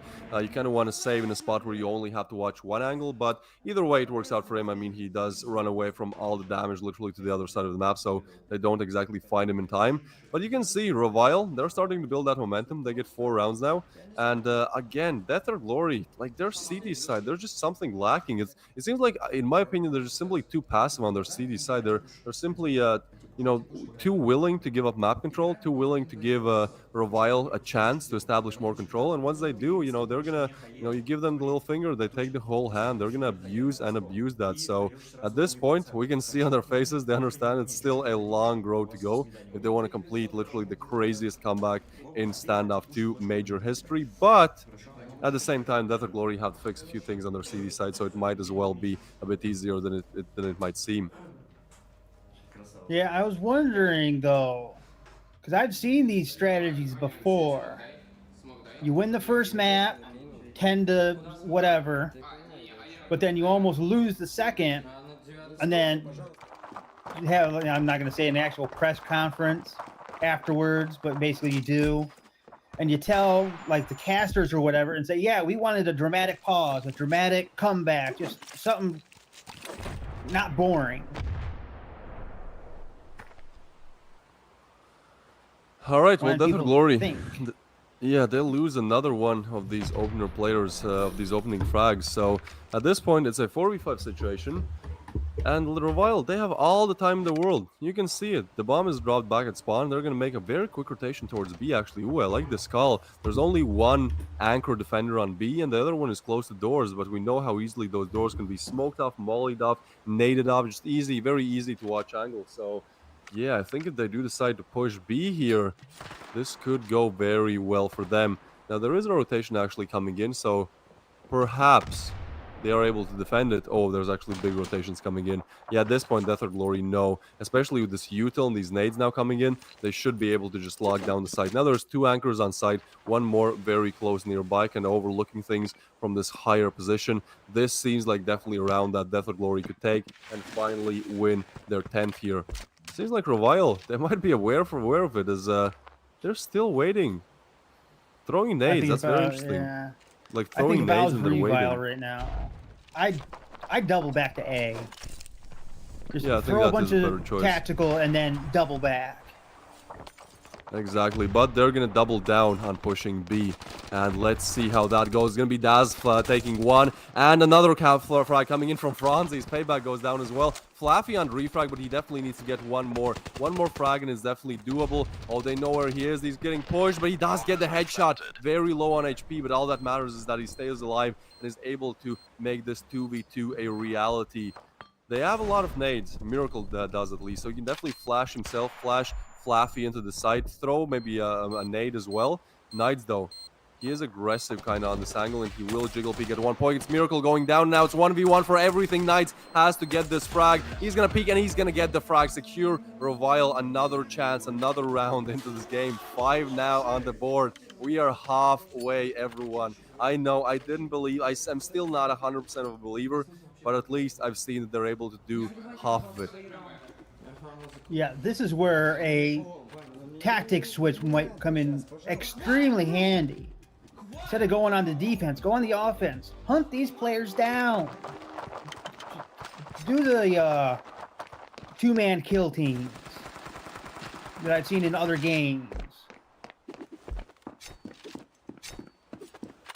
Yeah, literally, it again comes down to just one player on the side of Death or Glory getting a double. Like Daz, he was performing so well. He had like 17 frags, 16 frags in the first half, but now he's struggling to find anything. And again, yeah, it's just like, all we really need is, let's say, Flaffy, he gets a double, and Payback gets one, and then it's pretty much over, right? Like, if they stay alive. So, yeah, I think it's, again, you know, when maybe team strats are not working, just go for individual skill.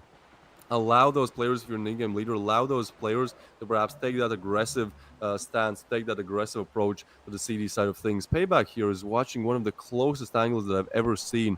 He's not exactly able to spot the player yet, but he is coming closer. This is going to be interesting to see how this one turns out. Yeah, as a caster, and probably people even in the chat right now watching this stream, you never think about what these angles that these every player in this tournament has taken. Those little cracks in between crates. Boy. You never think about that when you're actually just playing. No, you're definitely way more in the moment when you're playing, but Lunax is going to throw a double nade here, and the site is evacuated. We saw that nade doing huge damage. Flaffy goes down as well. Now Daz, Payback, and Miracle is still left in the picture. They're close to the bomb site, and they kind of want to go for it, but at this point, it's like, it's going to be really hard. The smoke is there. Sure, Franzi's and Apart are low, but at the same time, this looks like quite an easy round for Revile. Payback is able to get one, but Apart quick on a refrag, and only Miracle left alive. Man, this is starting to get tense. This is starting to get tense. Skill, he is happy, he's showing thumbs up, and he needs to keep that attitude and keep it going for 4 more rounds. We can see on the side of Death or Glory, this would be the worst possible way to go out of the playoffs, right? Like, this again is for relegation. Whichever team loses the best of 3, they are going home. They are going to airport, right? So at this point, imagine being 9-0 up, like all the emotions being like, no, we can actually do this, and now just completely unable to find any answers to Revile's advancements on the T side. Death or Glory, again, their CD side is simply lacking. Their T side is great. We saw that in the first half. I mean, again, 9 in a row. But their CD side simply needs some answers. And I think the biggest problem is that they're just so passive. Look, the same setup on A, right? Like 2 players very passively holding A, not exactly taking aggressive fights, not exactly pushing up, trying to get map control, trying to get info, simply staying at the back of the site. And it only takes 2 nades to isolate them from the actual bomb site, to put a curtain, right? And then at that point, you can just plan. So with the way how Death or Glory are approaching this so passively, I just think they need to switch it up. It's simply not working for them right now. Yeah, they have to do like I said. Go for the kill teams. Go for the actual hunt these other players down. I know this is, it's something more along the line of play CT like you're the terrorist. I've seen it in many other games, but I've never seen it in this level of gameplay. Now, in any tournaments, I've never actually seen the hunting squads. All right, well, same old for Death or Glory, staying very passive on their side of things. And again, Those utils, those nades are gonna come in. They're positioned towards where Death or Glory are, and ultimately that smoke is gonna come in again. It's a 5v5 retake. How do you let this happen? It's just not the best position at all to find yourself in, and they are continuously, like, consciously choosing to just evacuate the site without contest. Now Daz is able to take down Knights with a nade. That is a nice opener, but the bomb is ticking. Time is starting to run low, and Lunax on this position here, he can definitely wreak havoc. But that's going to be Franzi's refragging on Flaffy. Now a 3v4. The defuse is trying to come in, but they throw a molly. That's a perfect molly, and Lunax, nice backstab, gets a double, and Franzi's with another Revile are on 7 here. If Revile can take this, I'm going to call this the biggest upset of this tournament. This is just insane. Death or Glory has to come up with a different strategy, I think. Don't be so passive. Go for the kills. Go for team wipe. Yeah, I mean, at this point, like, it's not even going to be 3 more chances for them in terms of rifles, right? Like, we can see in this round, they only have pistols. So we're pretty much looking at an 8th here. Franzi's in a part together with Skill. They are making that happen. They're making that dream a reality as 2 players go down. Daz payback and Miracle left alive only on pistols. At this point, Revile, they have a minute and 35 to play with. They can really decide if they want to go A. They could push A to B as a strategy just for fun. Like, this is how badly in a situation Death or Glory have found themselves in. Now, there is one aggressive player here, but that siege is going to completely be taken down by a part. Immediately found out. Skill takes down Daz as well, and now it's only Payback, the only player that can really do much. And at this point, your morale is one of the lowest it could ever be. You're losing 8 rounds in a row, and now it's starting to get so tense. Now it's like, okay, well, actually, we don't have chances anymore. Actually, we need to finish off one of these last 2 rounds. We can see, you know, he's trying to lift up his team. He's trying to do his best, but that trying is simply not enough as they've lost 8 rounds in a row now. Yeah, if you're Death or Glory right now, though, would you go the eco route, or would you just go all out? I think going all out is what they need to do, right? Like, they don't want to be in a position where it's 9-9. Like, they need to take this round. Yeah, exactly. I think at least having that safety net, you know, like going all out, but then having safety net that at least will be able to buy something next round. I think that's a good approach. But another problem is, like, look at the util, right? Like, they have all bought util. That's like $3,000, like, in total in terms of util on the whole 5 of them. They're simply not throwing it. Like, we can see many of these times, Death or Glory players go down. They still have a nade, a flash, and a smoke, you know, for all it could be. So I think they just need to start utilizing at least that util a bit more. They only really try to utilize util when it comes to being reactive, you know, when it comes to retaking the bomb sites. But they just need to be a bit more proactive with it. They need to actually throw some mollies, throw some flashes. As soon as they see that Revile are trying to push, well, throw a molly there, you know, make sure they don't push for another 20 seconds, or if they do, they burn to their deaths. So with this one, Lunax is going to get a Kyla. Franzi's another one on Flaffy. This time they were way more aggressive on A, but it's still not working out. Oh, not like this, Death or Glory. You have no cash as well. If you lose this round, we're probably looking at SMG force buys. This is absolutely insane right now. And so Revile, they are... Yeah, they're moving towards B. There's only 1 player left on B, and it's going to be Payback. 10 kills to his name. We know that he's good, but he needs to be so good at a B bomb site. He's able to get 1, not the second skill. Quick on refrag. 2 players left alive. Daz, 19 frags to his name, but very little HP. More kills than HP at this moment, and he needs to make that happen. But yeah, they're just going to save. That's... oh boy. That's a needed call, but... It's smart, but it's like being smart doesn't win you rounds. Getting kills does, right? And they're just not able to get those kills. So they are going to bring those weapons on to the next round. They are going to, you know, use them in their final round of play. Probably those are going to be, could be potentially the only 2 rifles that they have, because again, $200 on Daz. Sure, you know, those that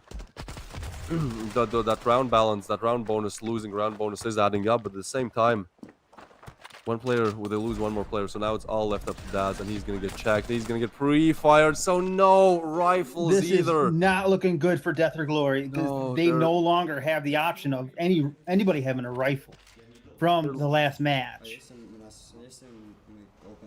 Yeah, they just look completely lost right now. We can see just a shake of disbelief, just not understanding what is happening. He doesn't look like the happiest man. I've seen happier people in my days, and That with entire team does not look happy at all. no, and this is for everything. 9-9, everyone. There are 3 rifles and 2 SMGs, some util as well, so it's not the worst of buys. But look at that A bomb site, man. Again, it's pretty much getting left open again. They are grouping up to play on a retake if it does come to an A push.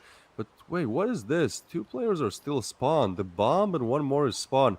Are we really, are they watching something? Are we having like technical difficulties in the last round of play here? I don't exactly get it, but for now, it seems like Revile simply refusing to move out of spawn here. Yeah, I'm a little curious because it looks like a 3-2 split, but I'm wondering, is Revile having... Oh, yeah, there they are.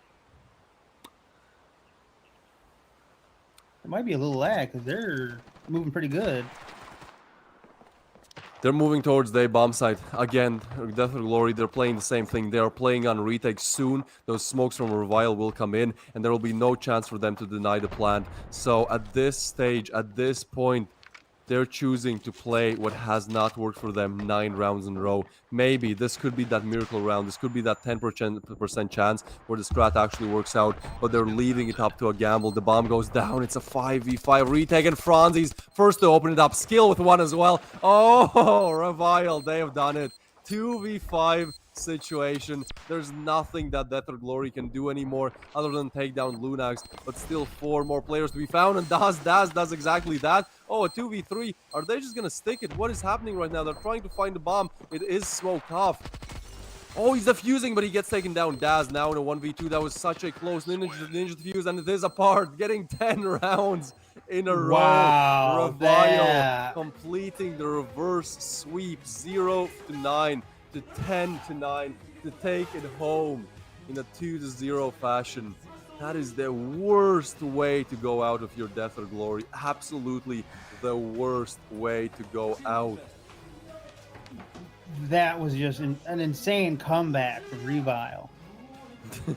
That to even to let the other team get 9 and up, 9 matches on you, is probably not the best of ideas. But if you can come back, the morale coming into your next match, as in the finals, you're going to be just on cloud 9.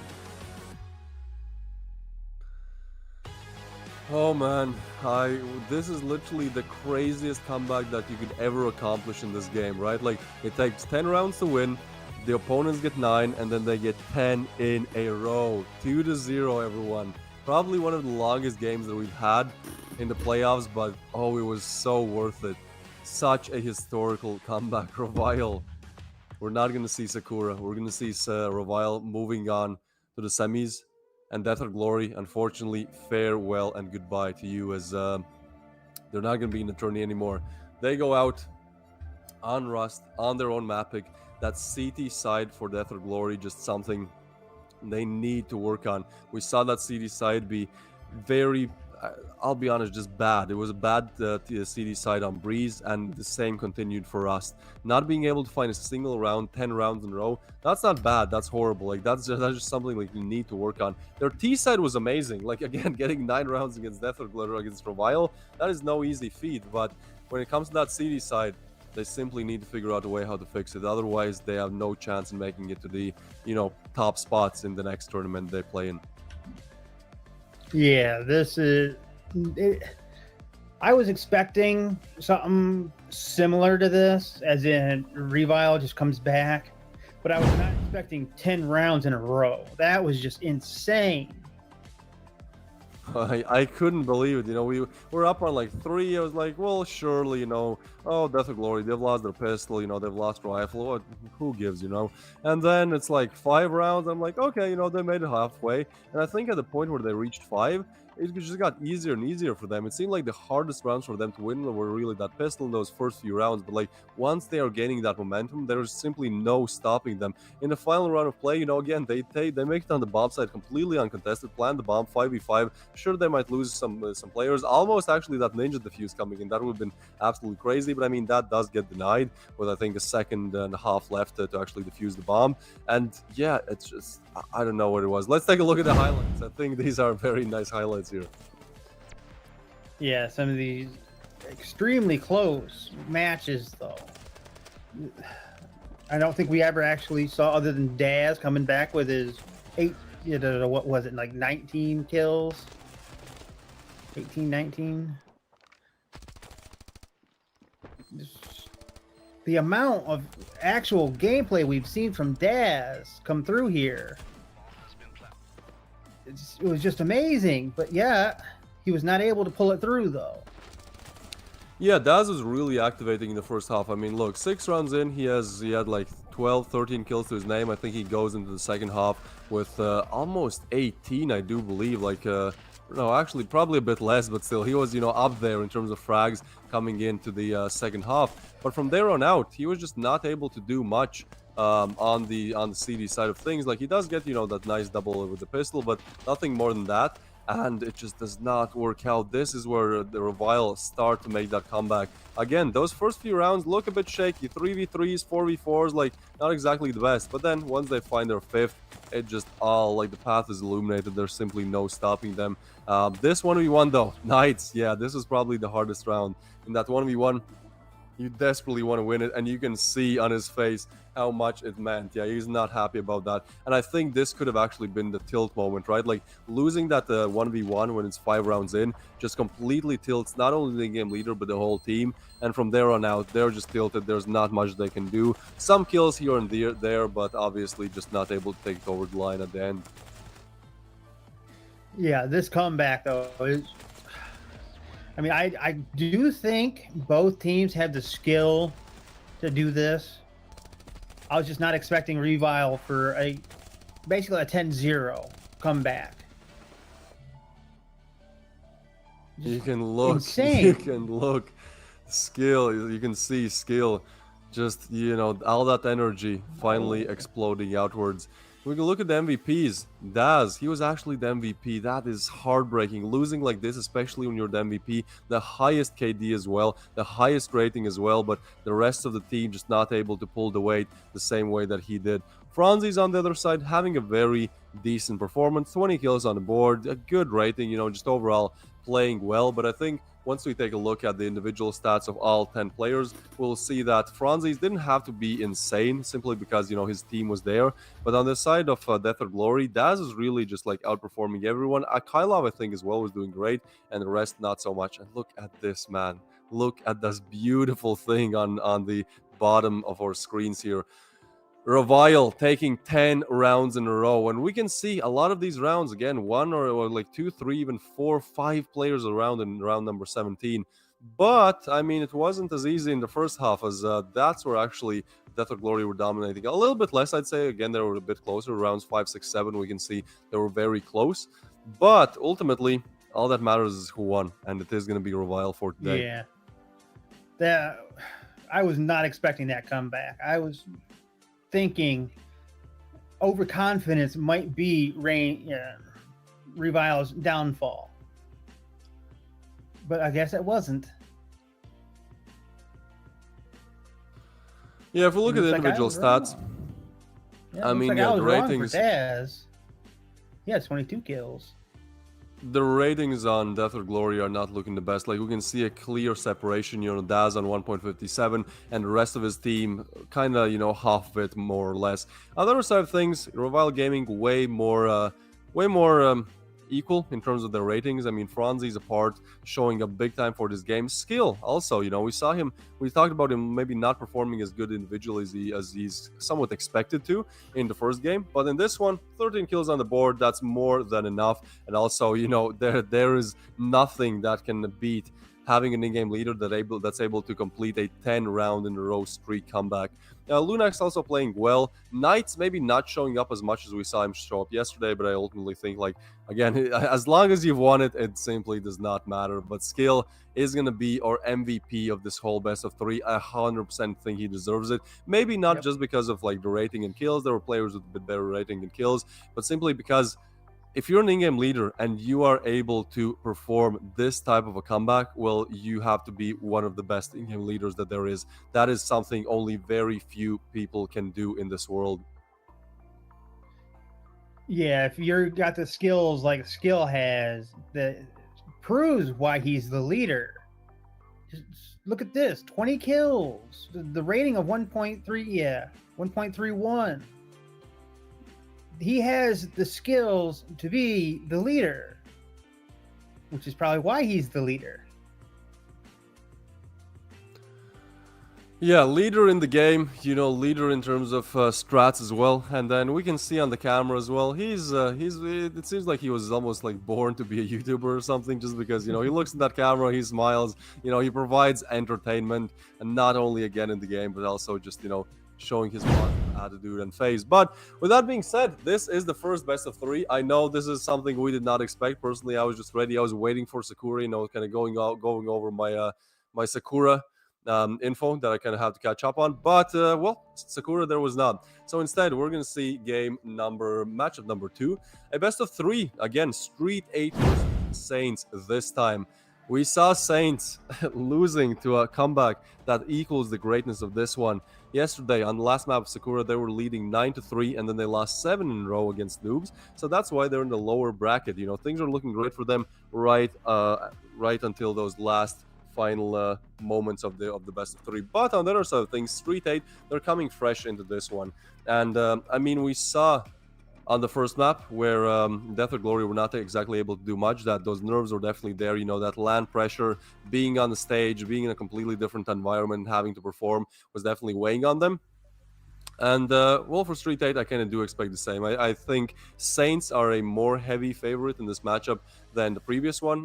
We'll see how the community votes go. It could be like maybe a bit more close, but I do think STREETEIGHTH will have to fight tooth and nail, especially on the first map, to make it happen. So yeah, if they do, win the best of 3, it could be a bit more slowly, where they perhaps lose the first, win the second, the third. But other than that, I still think Saints are very primed to take this home. Now, obviously, we have to see and wait the maps. I would love to see personally Sandstone and also Sakura, maps that we didn't see in the first half of this game. But we'll see how the map pick goes once it does actually come up.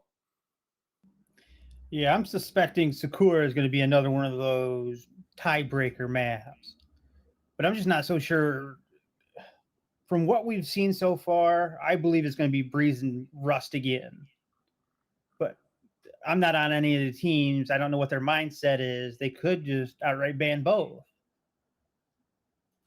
Well, I think Sandstone is just getting banned a lot of times recently, right? Like, it's not exactly something teams pick as their first choice, because as we discussed the same with Sakura, Sandstone and Sakura are both maps where like everyone is good at, so you don't exactly want to pick it, as you even if you pick it and you're good on it, you expect a fierce competition. So you kind of go for more maps that maybe only some teams are good on. For example, that the opponents are bad on Breeze. Well, obviously you're gonna get good on Breeze and pick it. But so yeah, that's kind of how it goes with Sandstone. It doesn't ever get picked, and then it probably gets banned because someone is like, no, we don't want to actually leave this one in here. So yeah, will be interesting to see. I mean, you guys in the audience as well are definitely waiting to see what happens on the second map of things here. I think we have a bit more people than yesterday. That's awesome. That's amazing to see that you guys, as the finals are getting closer, you guys are starting to show up more and more as well. Yeah, there looks like a lot more empty seats, or occupied seats than there was yesterday.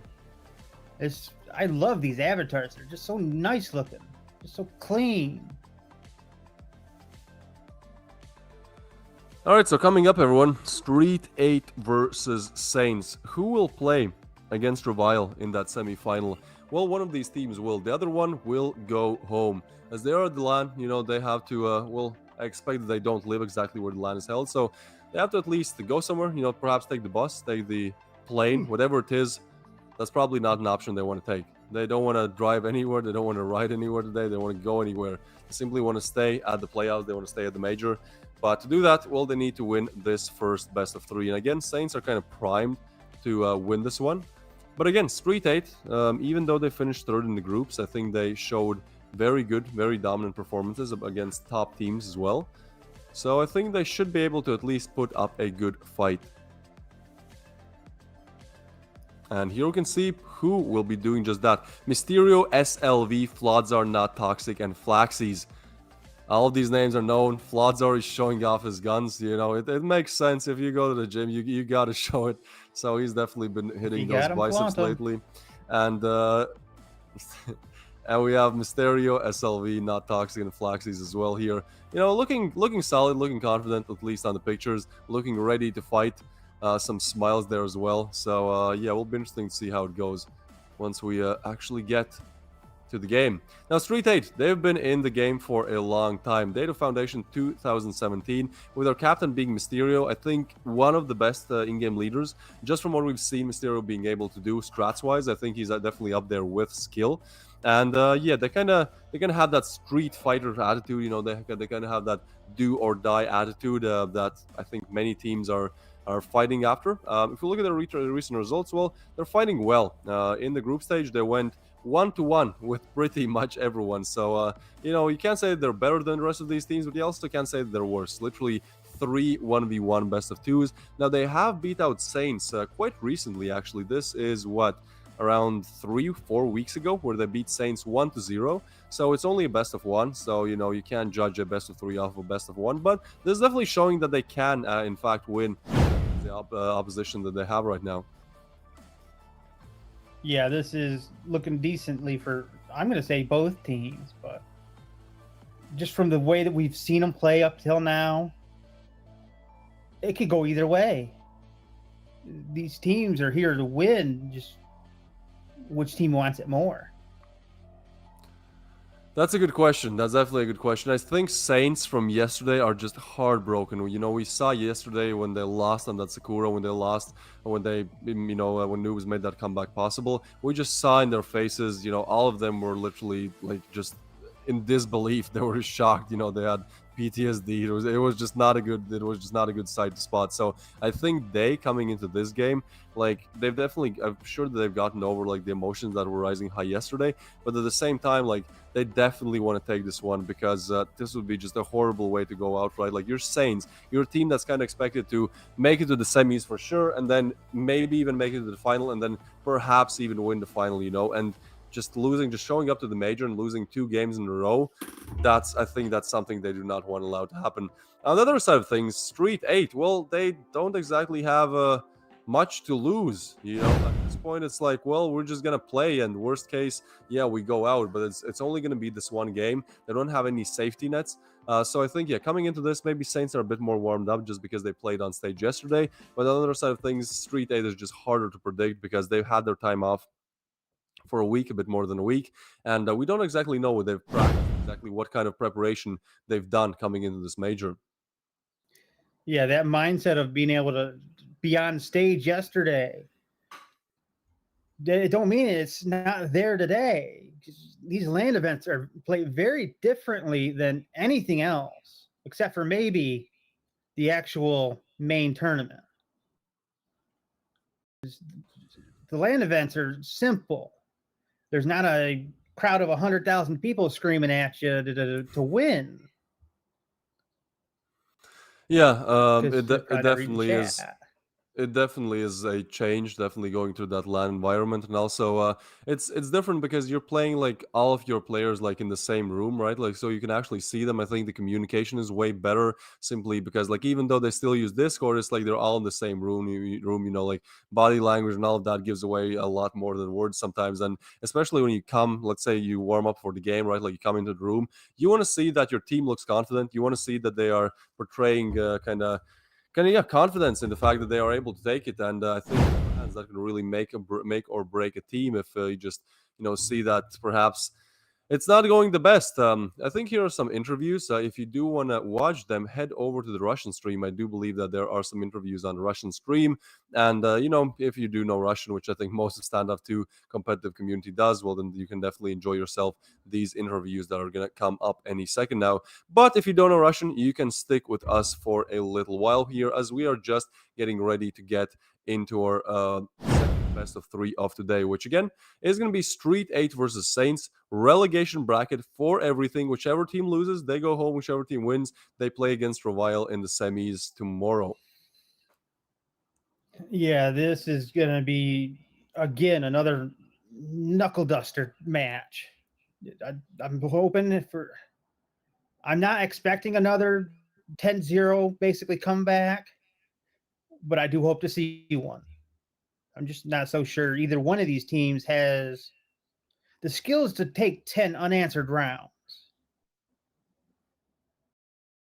I kind of want to see some clutches. I feel like we've been teased a little bit. Yesterday there was that 1v5 clutch attempt that we saw. I believe it was I think Inverness that attempted it. Pardon me if I'm wrong, but I think it was Inverness who attempted the 1v5, and he gets down to a 1v1, right? Like it was just so exciting. That would have been such an amazing round to find, but he didn't. And there have been many chances in this major in general, not only in the playoffs but also in the group stage, where it's like a 1v3, 1v4 turned into a 1v1, but it just doesn't work out at like that one last final goalpost. So kind of what I expect from this match is, going the 3 maps, going the distance, getting it as competitive and as close as possible. And then also, yeah, some individual clutches. If I do see that, I would be happy. Maybe some sniper action as well. I mean, we did have that one sniper round yesterday where literally everyone on one side of the team bought a sniper. So we had 5 snipers lined up. That was pretty funny.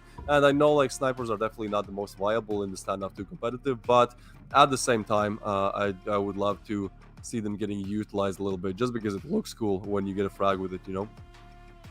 Yeah, though sometimes in some of these tournaments, if your teammates have the kills, go for the knife. Just go for the insult. Go for the that weird picture in the kill feed. It's just a mindset. Just stick with it. Yeah, 100%. You need to be able to, further your goals. You need to be able to focus on them, because I feel like this is especially true in LANs where, if one player tilts, the whole team starts tilting. So you have to make sure that you're kind of blocking out any type of that negativity, because we've known, not only known, we've seen, especially yesterday and today as well, that once a team starts tilting, it's very hard to like turn it on its head and, go back into ways. So I think that's definitely something you need to be aware of, that if you have a goal in your mind, don't exactly let just tilt ruin it. But with that being said, Street 8 versus Saints is coming up any minute now. Should be an interesting game. I again want to see the map pool so that we have a bit more basis to go off in terms of our assumptions for how this game could go. But either way, Saints are kind of primed as the favorites, but at the same time, I do expect Street 8 to take at least one map home. Yeah, this is going to be. I'm suspecting another one that comes down to the wire. Just not exactly another comeback like we seen yesterday and just earlier, but at least some close 10-5, 10-6, or even 5-6. Yeah, just at the switch, I'm thinking just almost a tie. Just from these teams. Yeah, again, I think close games are the most fun to watch, unless you are like a heavy fanatic of either of these teams that you just want to see them win like as quickly as possible. But I think the average Standoff 2 competitive watcher, a viewer, fan, he just likes to see close games. He likes to see competition. He likes to see nice frags. Definitely some clips that you could put in the YouTube montage, and I think we've delivered on this. This major has definitely delivered on this in the group stage, in the playoffs most certainly so. I mean, look, 2 insane comebacks, 3-9, 10-9, and 0-9, 10-9. That's something you would like be surprised to see just like as a standalone thing, but 2 in 2 days. Like it starts to maybe like I start to think like what exactly is going to happen in the best of 5 in the finals. Well, we shall figure it out, as Saints are definitely trying to get those finals as well. We have Gentleman, Sid, Starfox, Inverness, and Reason. Gentleman, a player I'd like to outline as the in-game leader, and also someone who was, you could just visibly see that he was carrying his team not exactly in the kill department, but more on the in-game leading, you know, the being the leader that they so desperately needed. And then we had Inverness attempting that 1v5, and you know, the rest of the team also showing up. Saints, established back in 2017, they've been in the scene for a while. Everyone definitely knows them as that top contender, but I think like, even though they've won 38 different like trophies and tournaments and achievements, I feel like there's one more they want to add to that list, and that's going to be winning the major. So winning this game would be a perfect start to get themselves back into the playoffs, get themselves into the semis, and from there they can definitely take it to the major if they're able to beat out Revile. Yeah, and then these win-losses here speak volumes. They actually lost to Noobs, and then tied up with Death or Glory and Inco, but beat Revile, which, as we just seen earlier, a very good team, especially with that comeback. But then, and then they also did beat Horizon though. Yeah, I think stats point towards Saints winning this one out, but again, like everything pointed towards Saints winning it yesterday. But Noobs were simply better on Sakura. So if we look at historical matchups, seems like they have played a best of 5. This was what 4 or 5 months ago against STREETEIGHTH, and they actually beat them in a best of 5, 3-0. That's pretty nasty. That's pretty nasty. But in the most recent matches, this one was around 3 weeks ago, it's actually STREETEIGHTH taking a quick victory in a best of 1 over Saints. So yeah, sure. I mean, historically, there have been times where Saints just absolutely demolished STREETEIGHTH, but more recently, definitely STREETEIGHTH has, I think, showed up in general, not only against Saints, but just in general. They've been playing great recently. So, coming into this matchup, I don't think we need to put too much weight on stats, and simply see what these players can do on the server. Yeah, this server, I am thinking, just like before, individual skill, trying to get those 1-on-1s, 2-on-2s are going to be vital for any comeback to happen, either from Saints or STREETEIGHTH. But then again, if we see another mess, yeah, what I call a screw up from either team, like we saw from Death or Glory, which they just stuck with the same strategy of not actually truly defending the bomb site, we might be able to see another 2-0, which I am not looking forward to. I would love to see the decider come into play, that third map. Yeah, and the thing is, we don't even know what that third map is going to be. The map picks are not exactly yet revealed to us, so there's definitely time for us to still kind of, you know, evaluate our options, evaluate our choices. But yeah, that third map, if it does come to it, I mean, it's just going to be so close. Like, again, two different perspectives coming into this. One is kind of STREETEIGHTH. They just want to prove that even though they didn't finish on the best footing in the group stage, they can still make it to the semis and they can still win these top teams. And Saints, I mean, they kind of do have a point to prove. They have to prove that they are Saints. Like, they are the team that is known to take top teams down, because yesterday they lost to a team that sure is very good in this major, that being Noobs, but isn't exactly a top team. So now they need to show that, you know, they can at least beat these type of teams and then make it, you know, then they can play Revile, and ultimately if they do win that, then it's the final. But yeah, I think for Saints it's a matter of like honor and respect at this point. Like, there's just no way Saints, like these Saints, right? Like, there's no way they go out of the major 2 unanswered games in a row. Yeah, I'm expecting some decent plays from both teams, because there's a reason why they're in this major. They have already proven themselves to be that team. All right, map picks. Province, first ban coming in from STREETEIGHTH. They don't want to see it. Saints don't want to see a different map though, and that'll be, damn, they're really taking their time with this one. But yeah, for now, only province banned, so no province for day. That's going to be Sandstone. There you go. So the same map will Breeze, Rust, and Sakura. But let's see in which order this time.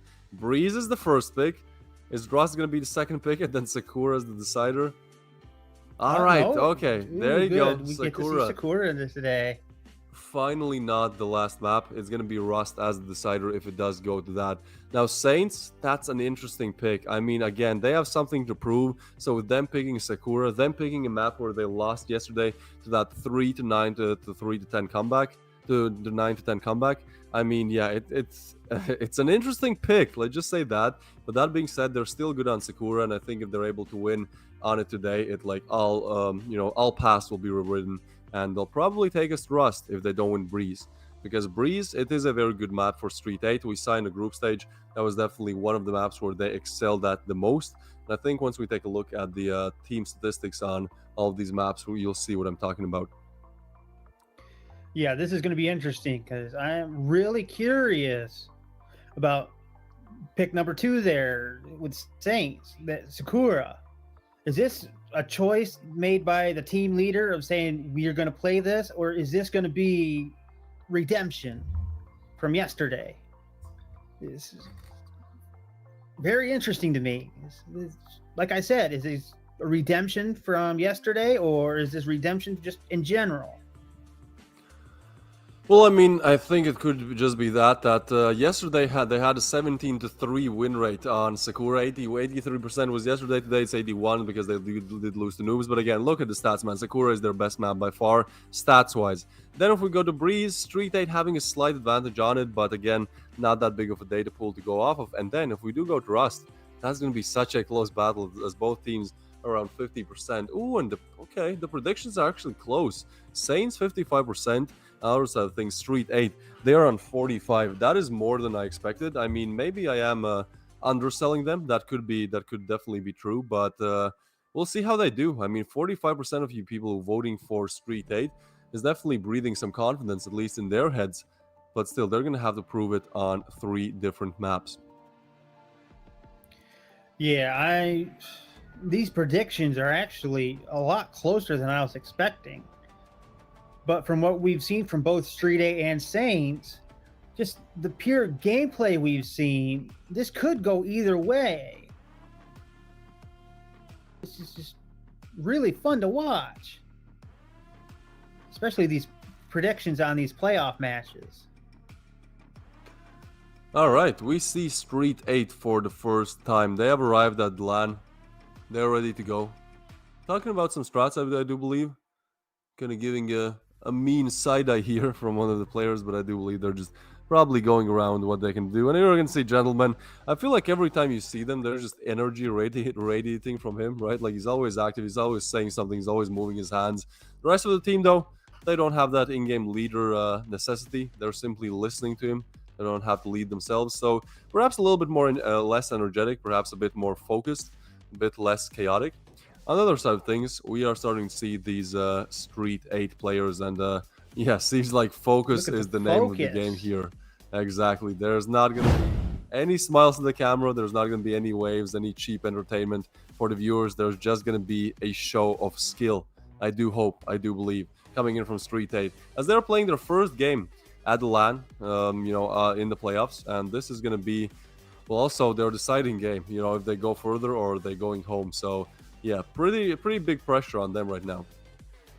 Yeah, the pressure going into this match is probably at the same level or greater than being at the LAN for the first time, or being in the studio for the first time, or just something. Yeah, so I think we can talk a little bit more about those stats, perhaps. So, for the side of Saints, they have won just absolutely crazy amount of games on Sakura. They have, again, 81% win rate, 17-4 on Sakura. Like that is very, very, very good, right? And even though, again, they lost yesterday to Noobs, I think it's still a fair assessment that they will pick Sakura as their choice map, right? But then on the other side of things, I mean, Street 8, they're not doing the worst themselves exactly as well, because they have 62% on that. Maybe a bit less, only 6 games played, but still, that is an alright rating. Then we have Rust. On Rust, I think if we do go to Rust, it's just going to be such a close third map, as it's currently 56% win rate for the side of Street 8, and then 62% for the side of Saints. 10-10 for Saints, 5-4 in terms of games won for the side of Street 8. So yeah, this should be a close matchup, but again, you know, that's stats. That is only stats-wise.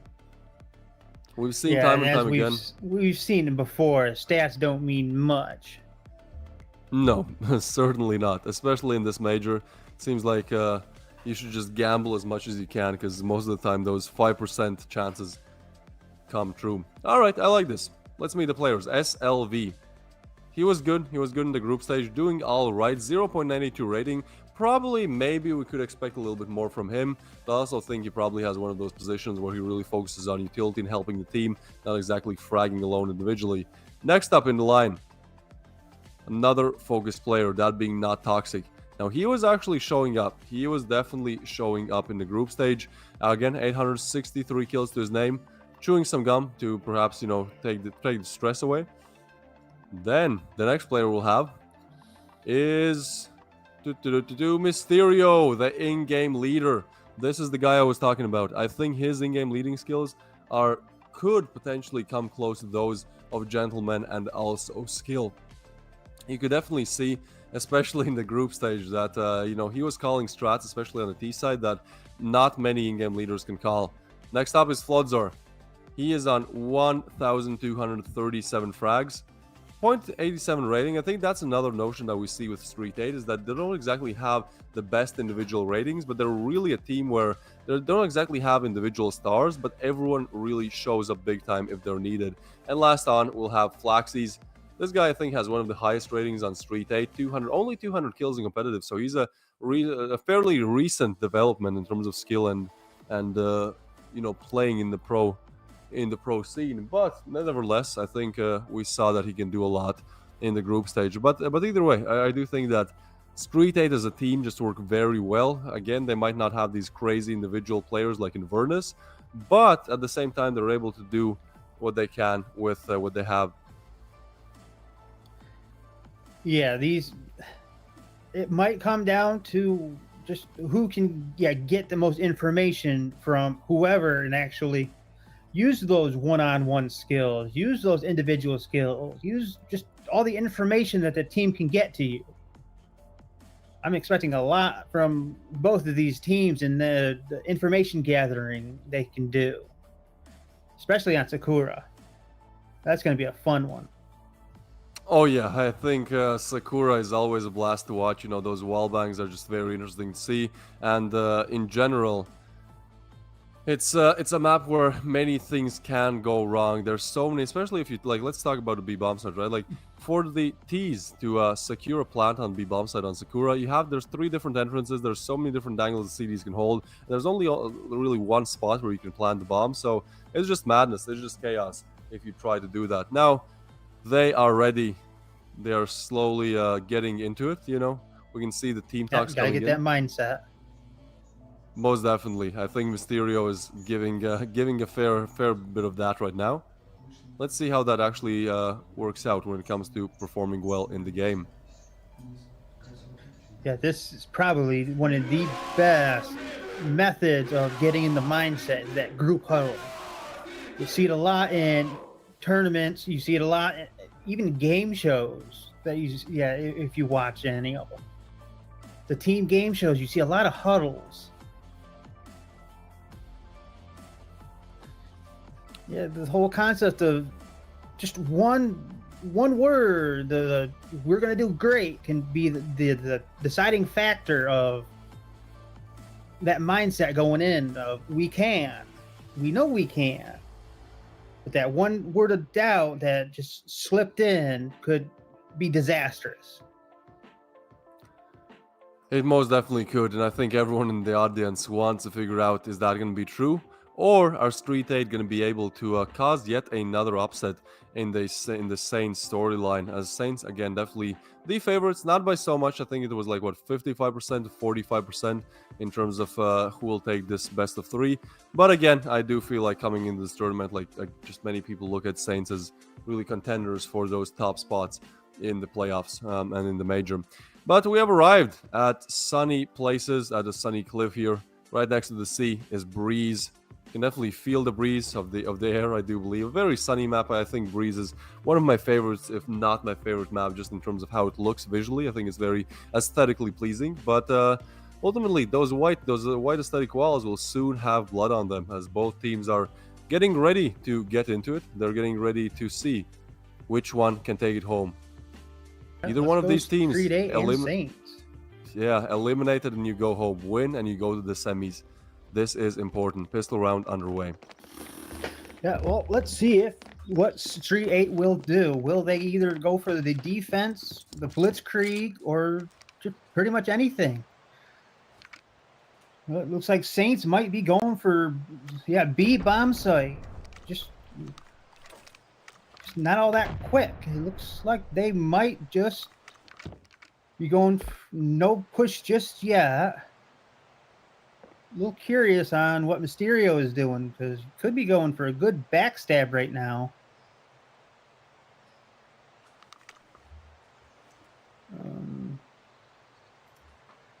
This is looking good, though. Saints does not look... If they pushed right now, I do believe they would be able to take B bomb site. I'm just not so... Here comes some mollies, so let's see. Can they get... Are they going to be pushed out? Is Fledor going to be pushed out, or... Here comes Mysterio. Let's see. The teamwork right now is Star Fox for a double, but then it was taken out by Flexi. This is not looking good for Saints, because they got to get in there and take that bomb site. Or at least ask Sid to come in and take everybody out.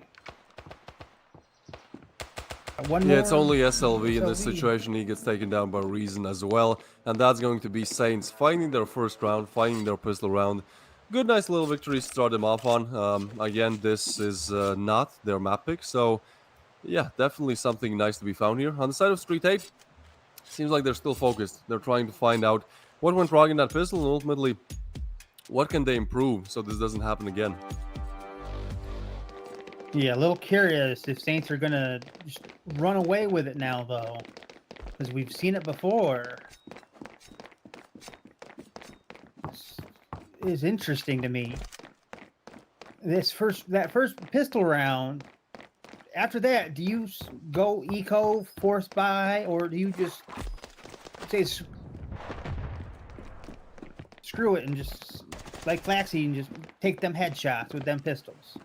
I think just rush in, right? Like, you know there's only pistols on the other side, and Gentleman definitely making it easy for himself to take that pistol down. SLV, no, not anymore in the game, and now it's only Mysterio. Floods are not toxic. I like this, though. They haven't bought anything. Like, they literally didn't even buy a defuse kit. I think that's the best decision, you know, like... Sure, that's not a decision you want to make, but it's just about, we have pretty much no chance in this round. Let's not waste some money. Let's not, like, waste extra $3,000 as a team and buy pistols even if we still lose it. Let's just give them this round, you know, fair play. They got a pistol. They're going to kind of have to have the next one as well. And now, moving into our third round, we'll have an actual rifle round with Street 8 actually being able to buy up quite nicely, as they didn't waste any money in the previous round. Yeah, I'm actually happy with the decision of not buying anything. That decision could be a deal breaker later on here, I guess, the next round when everybody is kitted out completely. It could. It most certainly could.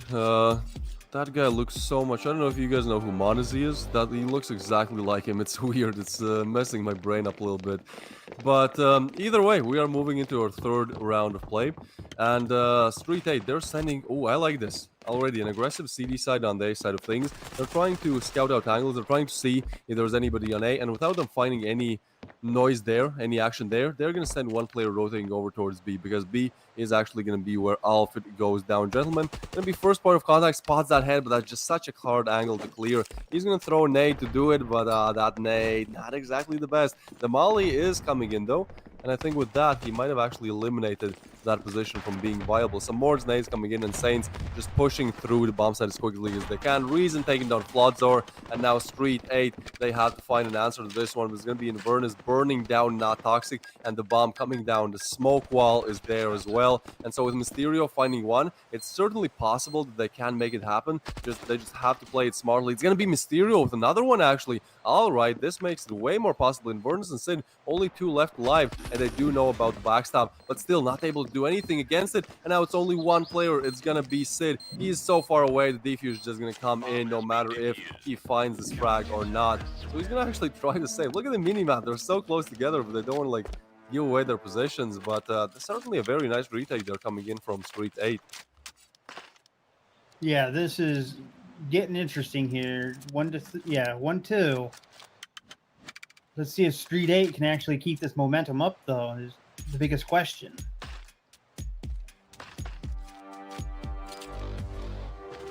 That definitely is a big question, and ultimately we'll only know by watching more of this game. But so far, I think it's great that Street 8, you know, they lose the pistol, then they take a full-on eco, and when it actually comes to rifles, well, they come out on top, they come out superior. So great to see that. Let's hope that they're able to do more of the same as we approach the following rounds. Yeah, this is why I'm a caster and not a player. I could never do these flicks that I'm seeing Not Toxic get on Inverness. I could never stop where I need to.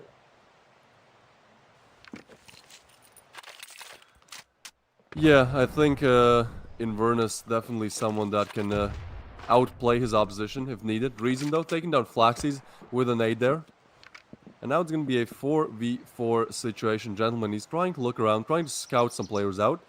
But nothing just yet, as I think Street 8 are just slowly trying to stay on the bomb side, not exactly expose themselves. And I like this from Street 8, right? Like, they were aggressive beforehand, and now they're just playing very passively. So it's like they're making it harder for the T's to figure out how exactly they are playing, as they're switching up the game style. Reason, that's such a nice angle to hold, and such a nice frag to find on SLV. So that makes it a bit harder to defend A. But actually, look at the minimap. Rotations are coming in, and so is Mysterio. He gets a frag, quickly refragged by Starfox. Not Toxic's position found as well, and so he has to defend the bomb site together with Flodzar. They are 2 brothers here, brothers in arms, shoulder to shoulder, pushing in, but Not Toxic goes down, and so does the other player. Gentlemen, yeah, he's happy. He was happy yesterday too, but let's hope this time that happiness translates into winning the whole game. Yeah, this is starting to get interesting because Street 8 is not doing as well as I was expecting them to, as in who kills who. But they're both playing just as good as I was expecting. Both teams. Certainly so.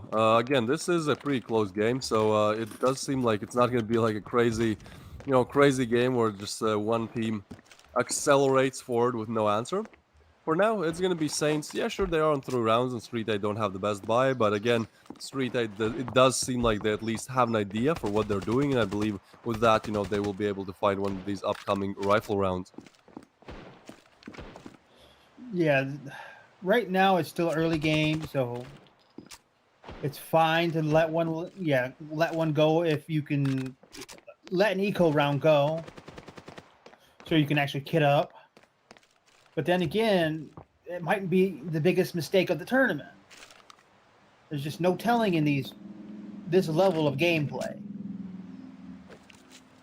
There certainly is not. Now, Sid, he is lining up some smokes here. This is going to be a fast A bomb site to execute. Let's see what they can do. There's literally no defense there. It's Flaxies with a deagle, and that is pretty much it. He is so blind. What is happening? He does finally regain his vision, but with that, he also gains a bullet to his dome. So he is going to go down. SLV goes down as well. Now a 3v4 situation. Bomb on site. Entrance is smoked. Gentlemen. Yeah, that's a nice frag we found. And looking for another one, I think, yeah. Flodzor is down as well. Mysterio goes down. And that's Saints. All right, even though I was saying it's close, now they're starting to accelerate. Yeah, it looks like that momentum is where it's at and over on Saints' side. But it's still early, though. I think if Saints can get, let's say, 2 more rounds, they might take Breeze. Then again, the switch can mess up anything you have. You got to go from attack to defense. And that mindset is completely different. It most certainly is. We saw what happened in the first best of 3 where, you know, Death or Glory, they were insane on their T sides, but on their CD sides, they just lacked any type of action, any type of momentum. So it certainly could be a thing again where Saints are just performing well on the T side and then CT is way harder. But actually, I think with Breeze being Street 8's favorite map, they actually did very well historically on the CD side. So I feel like they are kind of slacking off at the moment. Now, granted, we are only in the 6th round of play, so it's entirely possible for them to still find at least this rifle round. But it's going to be Gentleman taking down Floods. Gentleman has been great today with getting these opener frags. Oh, but that's a clean shot on Not Toxic. So he is refragged immediately. And now Sid, next one, pushing onto the side. Spots a player, takes Not Toxic down. And I like those 2 smokes, like just always isolate the B bomb site from the rest of the world, the rest of the map here. So again, a bomb plant is going to come down any second. And especially with SLV going down, this could be a safe call as money is really not on their side. But so isn't timing. Star Fox just looking around, getting a double, getting Saints up on 5. Yeah, this is not how I was expecting this map to go so far. But then again, the switch is coming, so it could, yeah, Street 8 could take it. They could be so much better on the T side.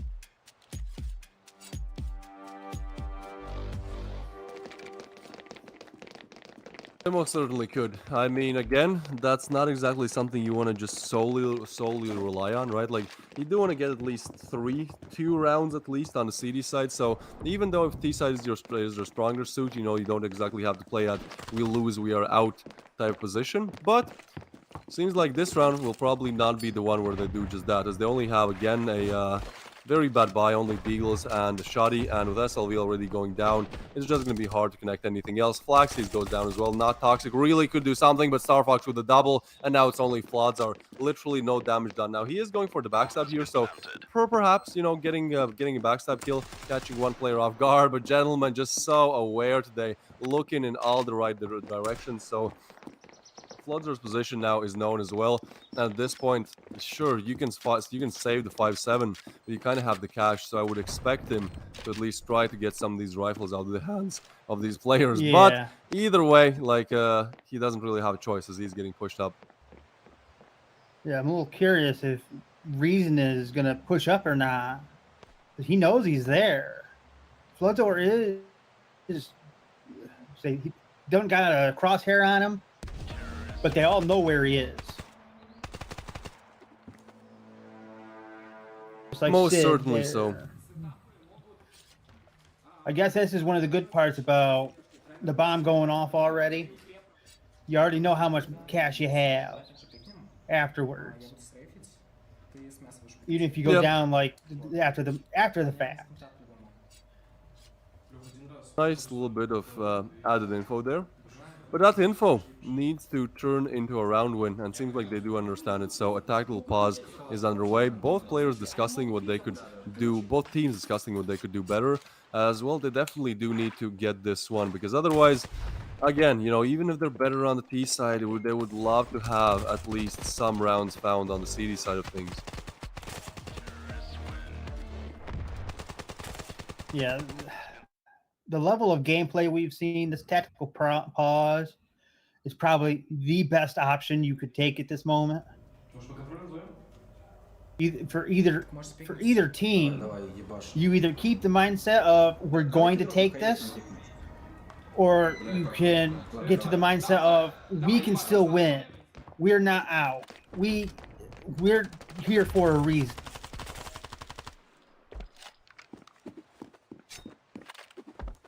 Sid with that triple, though. He's here to play. Oh, they all are. But this is one of those rounds that actually Street 8 could convert a 2v2 situation. Sid, after that triple, he is low. And the problem is that Street 8, both players on the B bomb side, but I think soon their suspicions will rise. And they will perhaps send a player towards A. Or should they? As Saints, they look towards A and say, nah, we do want to go B. We want to try our luck there once again. So there's going to be one man defending it. It's going to be Flaxies. The other player towards mid, I think they might even hear this. So if they do, that could be a preemptive rotation coming in from SLV as well. But for now, Sid is actually, this is interesting. So Sid, he's the bomb carrier on low HP. He's also pretty much the first point of contact, although Flaxy's he's going to take down Inverness. Now Sid does find one. That's a big frag. Oh, he's going to go all around the world. Or is he? He's faking everyone. He's faking even the casters, man. It's like Yeah, BA, this is... BA. We don't exactly know. That nade is nice, though.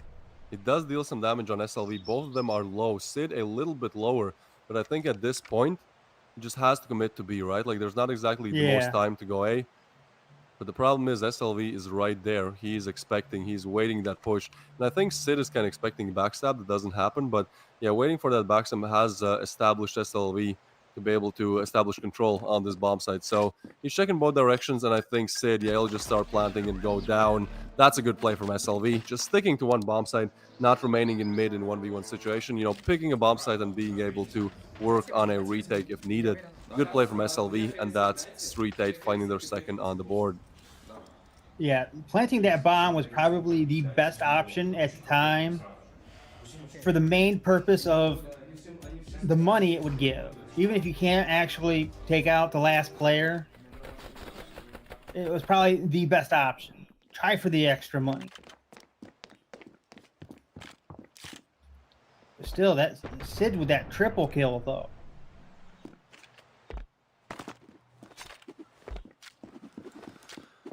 All right, well, moving into our last round of play. Saints, have they lost their momentum too? That is the question. As right now, they're not exactly committing to anything just yet. They're simply staying, they're playing the waiting game here. Looking around, looking what is possible, what's not possible. Bomb is dropped towards spawn as well. And yeah, they're just not exactly establishing map control right now. Minute 20 to go, so there's definitely time to do just that. And gentlemen, there's also time to find a frag for him. He's been, again, great. He only has 6 frags, but at least 4, maybe even 5 of those frags that gentleman has been entry frags. And entry frags are so important. It kind of shifts the match, shifts around one direction or the other very early on. So great on gentleman for being able to in-game lead and also find those crucial frags. Mysterio here though.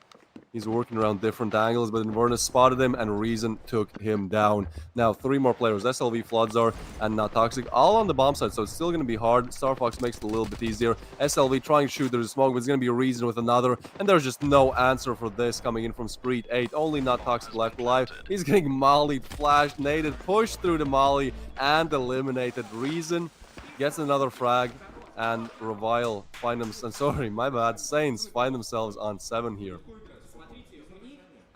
That's all right. If you're mistaking them for a Revile, that just means they're that good. That's a fair point. That is a fair point.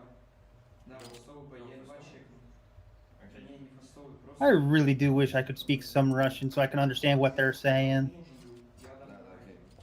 I understand a little bit, but it's like echo, like it's very echoey, so I can't exactly put my finger on it. I think being able to speak Russian and would be extremely helpful, but then again, I can't learn it. That's just because I'm not that. I don't like school.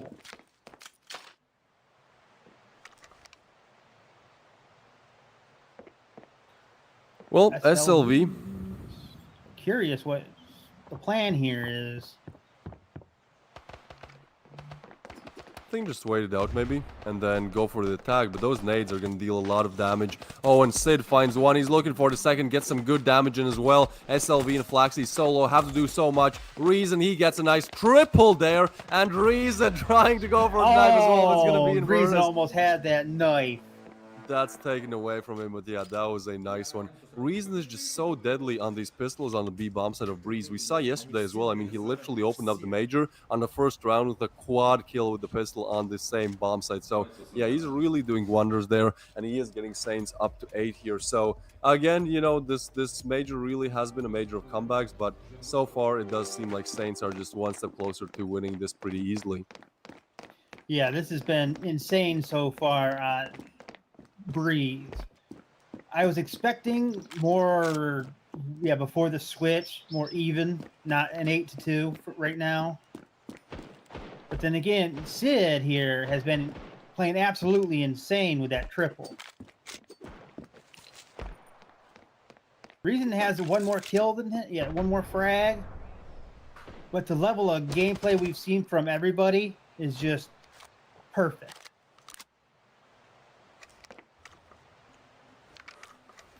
Most definitely so. Inverness here just spinning around trying to spot if there's any players, coming in any directions. But for now, Street 8 are taking it slow. But actually, it does surprise me that they have bought up. So they put pretty much everything in this round. But that everything that they could put in this round is probably not enough, right? Like, shoddy, a deagle, another pistol, an SMG, and a rifle. Literally the widest arrangement of weapons here. Let's see if they're able to use them in their supposed ranges. Sid, though, he's able to get one and a double there on Sid. That is good. That is definitely good for Saints. Now, 3 more players to be found. And I think at this point, Saints do understand that since there was a mid push, there's also going to be players on B. So Inverness and Reason, they're taking care of that. They're getting Saints up to 9 here.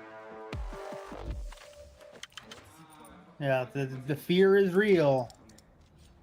I'm not so sure Saints can really do anything.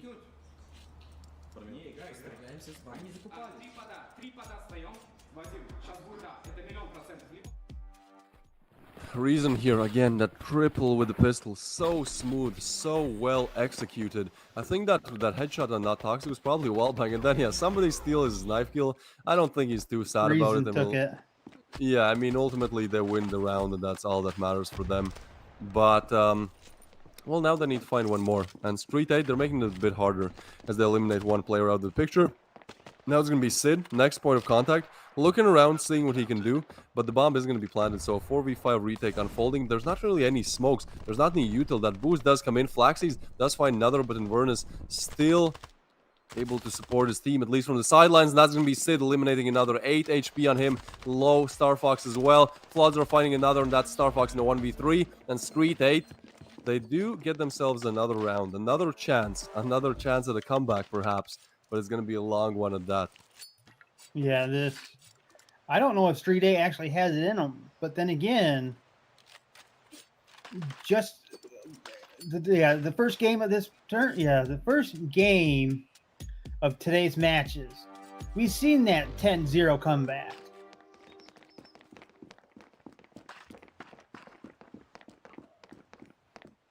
Yeah, what I'm going to say is 10-0. No, I do completely get your point. It's entirely possible, but again, like, what are the odds, man? Although it seems like every time we ask what are the odds, well, the odds change. Exactly, the odds change.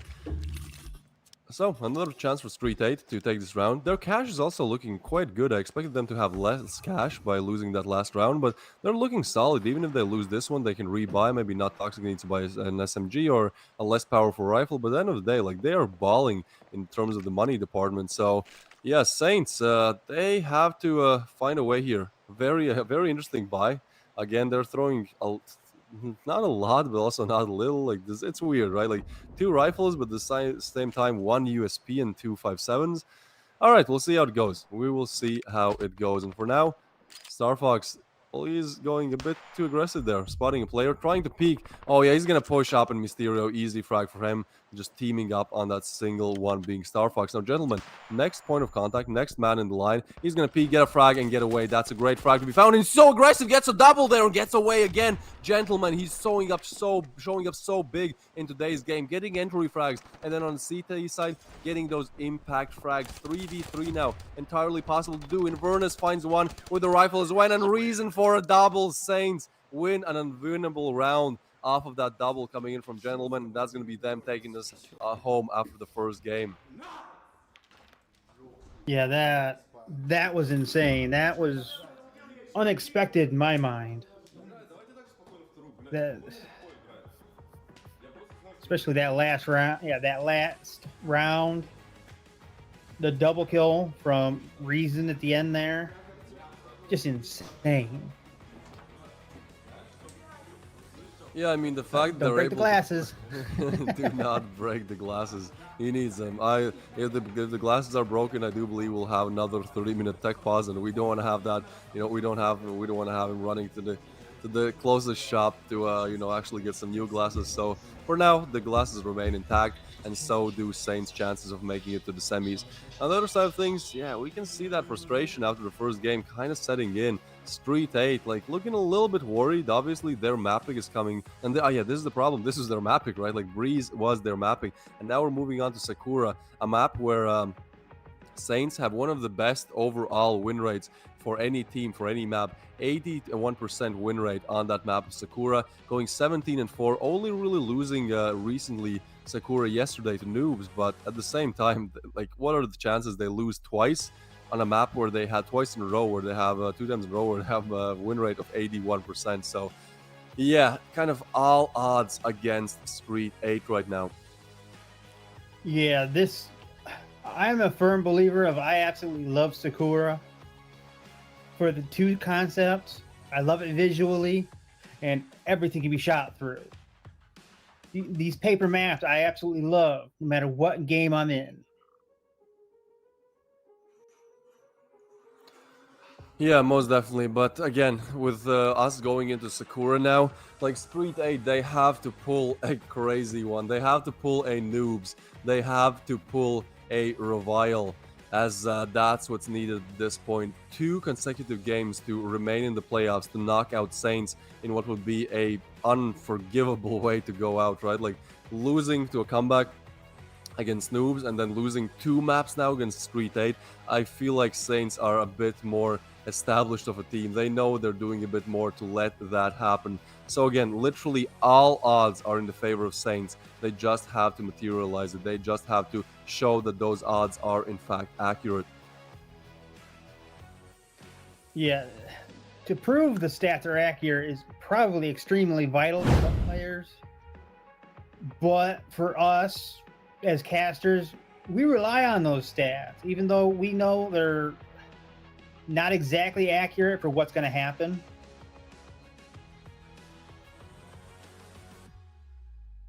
Yeah, I mean, again, we will see when we go on Sakura. I like that Sakura is very equally sided in terms of the CTs and Ts kind of having an equal slice of the pie, you know, mostly going toe-to-toe when it comes to rounds. And it's definitely a map where you can also pull comebacks. So I am excited for Sakura. We do have to wait a little bit more for that, but I think meanwhile we'll soon get the ratings, the stats, the MVPs of this first game. I have my clear favorites, honestly. I think Gentleman played a very good game. Again, he wasn't, you know, like, just fragging out like crazy, but he was getting all of the impact frags on the T side. He was getting all of the opener frags. He was getting, you know, he was making the 5v5 or 4v5, which really does matter a lot. And then on CD side, I mean, we saw in that last round of play where you know, he was able to get a double with that 5-7 long range as well. Like, that's just no easy feat to do. So whatever the stats say, you know, will be one thing, whoever has the best rating. But honestly, like, my MVP for the first match was Gentleman, because he did all of that, and he also in-game leaded, right? Like, he led his team to victory. So Yeah, combining all those factors, I think Gentleman definitely deserves the MVP. I agree with you, but I think the person who showed the most skill, I'd actually say it was 3 different people: Sid, Reason, and probably Gentleman. Just from the sheer amount that they were doing. And actually, 4 people with Star Fox, because he got quite a few multi-kills. Yeah, I mean, we can see in these highlights here that sure, Street 8 had their advances, but simply Saints were able to shut them down. They were able to refrag a little bit better. They were able to take sites a little bit better, and ultimately, well, when you're a little bit better, you might win by a little or a lot. And I think they did win by quite a lot. Sure, Street 8 attempted to at least get a few rounds right there at the end, but it was simply too little, too late. So yeah, with this being the current situation, they are, again, statistically in a great position to take this one home 2-0. But again, these playoffs have been nothing but normal, so I am expecting something interesting to happen on Sakura. I don't think it'll be just an easy shutout coming in from Saints. Yeah, I'm really excited to see this, just because I really want to see a close match. But then again, I'm just not so sure because the way everybody's playing.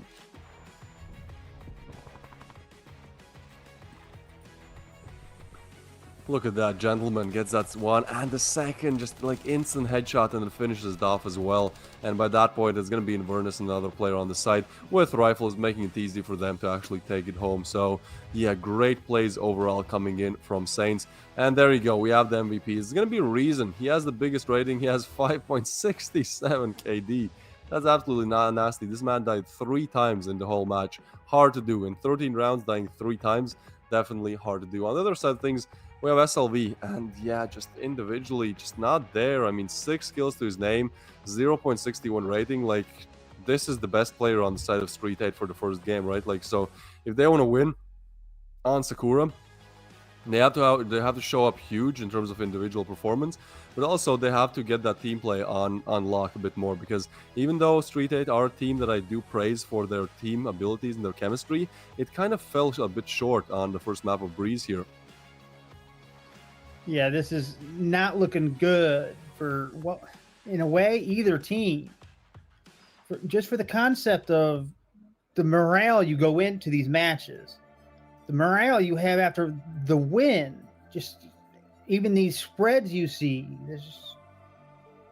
Is it a killer, or is it a great morale boost that actually heightens your skill?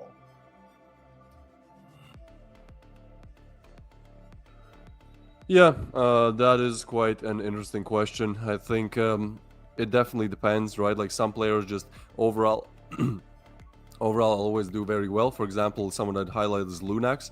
Like, for a while, he's literally every single game he's showing up. Doesn't matter, you know, what the rest of the team is doing. If they're doing great, they're doing bad. It just seems like his focus is on his element. But then, you know, there are some other players who sometimes show up great. For example, Reason, Sid as well, you know, but there are also some games where they just can't exactly do that. For example, Sid yesterday, not exactly having the best performance, but now showing up with a 3.12 rating. So, yeah, I do think that it depends on the individual player, you know, how Just much look at these Gentleman emotions down there, affect you. though. Yeah, 8 frags. frags. 1 rating. But see, that's the thing.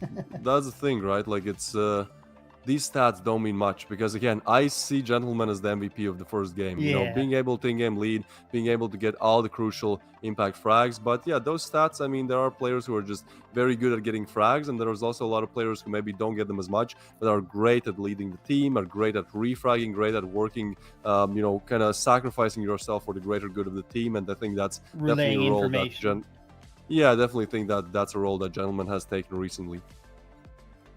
Well, sometimes the biggest actual asset on a team is the person who sacrificed themselves to get the information on the other team, to get the positions of, hey, so-and-so is on behind this wall, so-and-so is just over this, yeah, just about to hop off the map, or just those positions are absolutely vital to have information on. So if you can get that, and in some of these cases, throw a molly right over to it, or a couple grenades, because we've seen it. The placement of some of these mollies and the grenades that these teams have just literally lobbed over these buildings and the cover, all that, and landing just where they want it to. Just goes to show you, like I've been saying, the level of gameplay, the level of the skills, just the understanding of these maps that these teams have. Yeah, I think another thing we have to think about is simply how much time it takes to practice like those lineups, right? Because we see like most of these players are able to just utilize so many different lineups for mollies, for flashes, for smokes, for nades, and that just takes so much time, and that's not exactly the best, like the most fun way to practice. Like, I think the most fun way to practice is simply like, you know, scrimming, playing the game, you know, chilling with your friends. That's kind of, you know, where it's at. But you also have to put in a lot of that work that you maybe don't want to do. You have to like join the server, you have to figure out how to do these lineups, you have to, you know, 5 players from the same team on the server, nobody else there, and they're just practicing, let's say, their CD side holds or their T side pushes. And that's really some of that hard work that it takes to actually go to the top leagues of Standoff 2 competitive. It's not just about like, oh, I play a lot, you know, I scrim a lot, so therefore I'm good. Now there's like many different aspects that you all need to upgrade, otherwise you just get good in one, and that doesn't really take you over the line. Yeah, these teams can't really go into, say, like we can, just the random matches, because in a way they won't really, other than teamwork, they can't really learn anything. Other than maybe certain strategies work better with the random people on the other team than, say, Street 8 versus Saints. These teams, that information that they can learn from those random people, though, could actually transfer over into these tournaments. I'm just one of those things. Do these teams practice? I'm talking the actual full team of 5, team of 6, team of 3. Go into these random matches, just casual matches, and actually play. To work on teamwork, work on strategies, work on just the call outs, just everything. I think playing casual matches as a whole team is like, it's just not a good thing to do. First of all, it doesn't really increase your skill, but second of all, it's just like, there's some guy who's just like there after school. He wants to have a good game, then he has to play against like literally 5 stack of pros. But I think one of the biggest ways how these players practice is simply scrims, playing against other teams who also want to improve. So I think that is a good way. Obviously, you have to make sure that you're scrimming against teams that are on your level, not exactly like easier teams, because, getting those scrim victories is nice, but ultimately that's not going to make you improve that much. But we can see that actually the players are going back into the game. We can see Mysterio here getting a quick snack, perhaps, so a little bit of fuel to actually fuel him through the in-game leading part of the second game here. Meanwhile, gentlemen, looking as comfortable as ever, just checking his phone, making sure that his strats are ready to go as we are slowly approaching the second game, the best of 3, Sakura. My favorite map by far, just for those 2 reasons I listed earlier. I love the aesthetics, and everything basically can be shot through. So there is not one safe area in the map when it comes to the bomb sites. No, definitely not. And again, that's one of those bomb sites, that B bomb site is just so exposed. There's so many different angles you have to check if you're pushing into the T. And then again, if the bomb gets planted there, it's just so hard to retake. So I love watching pushes on B, and I also think A is quite nice, especially with that house position, right? Like there's just many different ways how you can approach it, many different after plan positions you can take. So yeah, Sakura, definitely a well-made map, both eye candy, a pleasure to watch just visually, but also just strategically very well made. Yeah, the strategies we've seen so far are not the best we could see probably. But at this state, in this state of mind, it's probably the best they could have done. Just being team leader is probably a lot harder than being, say, the supply guy. Does basically everything. Right. That mindset is just not there for me. Well, it's going to be interesting to see what happens as we head into Sakura. This would mean so much for Saints to take it home. Yesterday just not going their way at all, but then today a very confident victory. That would be amazing. That would put them in a good headspace going into the semis against Revile. But on the other side of things, well, they choked once. Who says they can't do it again? Especially against STREETEIGHTH. Getting interesting. Do they want some redemption is the biggest question. I certainly hope they do. That would make for an interesting match. We are in the pistol round, everyone. Saints on the T side, STREETEIGHTH on the CT, guarding the B bomb side heavily, and it's going to be SLV with a nice double sit-in, gentlemen, going down. And now, Star Fox and Refrag, Readers on another one. Oh, they're turning this round completely on its head.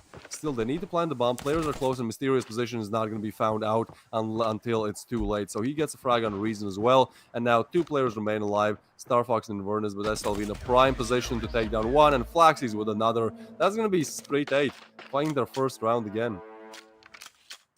Yeah, things are looking up for STREETEIGHTH at this moment. But then again, it's still...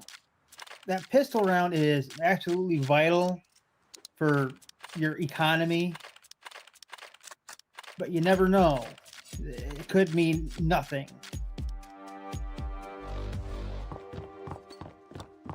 Yeah, I think pistol rounds most of the time are more down to luck than rifle rounds are, just because, you know, teams usually try crazier strategies, so it's just a bit more chaotic, and, you know, the odds are not that stable. That being said, STREETEIGHTH are definitely looking to work on what they did in the pistol, and that is getting some more frags, getting another one around on the board, making sure that they don't lose an anti-eco, and it's going to be a hard one to lose. It's only Star Fox and Reason left alive. Mysterio does miss that molly by a little bit, but ultimately it doesn't matter, as it's only Star Fox left alive. With the bomb, spotted, found, and taking... Not yet taken down, but his position is known. So at this point, yeah, Mysterio, there's no way he doesn't get it. I respect that. Oh. I respect that. That's really respectable. I Going think for the Star knife Fox there. ran after him with a knife. Yeah, that is definitely... Wait, this gentleman, he's really reclining there. What? I guess This it's guy better just... to be comfy than anything. Yeah, I do agree. Like, just make sure that you know, being comfy still allows you to play at the highest level, but I'm sure that gentleman has done his fair bit of testing. Anyways, the first rifle round. We'll see how it goes for Saints. Yeah, this is... I want to say do or die time, but I don't think so. These are very quick rounds, though. It's like, you know, again, 20 seconds of the round start, and already we have the first engagement. So this is by no means going to be a slow game. This is going to be a game where Saints try to be aggressive on the T side, and STREETEIGHTH do their best to stop those advancements. Now, things have slowed down a little bit coming into the mid stages of the round. Mysterio is guarding the bomb site together with another player. I like this position. I think, especially with an SMG, it's definitely able to provide results. We'll see if Saints actually get caught up in the trap. Oh, Reason, that's a great position. Now, he's definitely hurt by Mysterio, but he kind of has cleared the majority of A bomb sets, so that just means that that one corner Mysterio is waiting will be checked because nothing else has to, and he gets taken down as well. Nade comes in as well, and seems like Saints, they are starting to show us the same thing that they did on the first map. Now, Reason is able to refrag Flodzar, so it's going to be a 2v3, not Toxic and Flaxies, still on those rifles, but the question is, do they want to go for it? Not Toxic definitely could in terms of the cash. Flaxies probably would not like to lose that weapon, especially with now extra util being picked up. Oh, but what is that? They're defusing! He's just sticking it. There's nobody denying it. No way! They get a They've left it 2v3 undefended. ninja defuse. Yeah, they throw that smoke. That completely bamboozles them, and then they just get that 2v3 ninja. That's a nice... See, this is what I mean when I talk about clutches. That's something I do want to see. That's a very nice play there coming in from STREETEIGHTH. Smoke on the bomb, just tap it, stick it, pros never fake. And with that, they get their third one on the board. Yeah, that was a very big mistake. They left the bomb undefended. I do think the smoke screen actually did play a part, but they just left the bomb where it was for too long.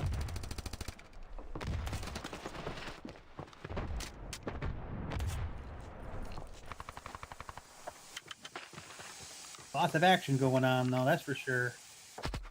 100%, and seems like that action is gonna favor Saints. They take down Flodzar, and look at the buy though. Inverness, yeah, his deagle goes down, but Star Fox still able to refrag. They put everything almost in this round, and they are able to capitalize at that nade. Might be big though. That Molly as well. Yeah, they're getting them out of his position, but what is that? Star Fox somehow makes it happen, and now it's only gonna be SLV. He's already found one with the nade, but still two more frags to be found in this 1v3 clutch attempt, and they know exactly where he is. There's so much time left on the clock. They can really take the bomb on the side of Saints and go anywhere they like. Commit to B or try to clear out A, you know, whichever one they favor. SLV though, oh, this is a smart play. He might catch another one off guard. He does, and I think he knows where the other one is now. He certainly does. This is such a smart play by SLV, but he's going to be taken down by Reason. That was close though. That was close. And gentlemen, even though they win the round, he's definitely not happy about some things happening in the team right now. So with that being said, we'll see if they're able to fix them. Yeah, just because you actually win around doesn't mean your captain's going to be happy with you. But again, I don't speak Russian or the Brazilian or anything like that.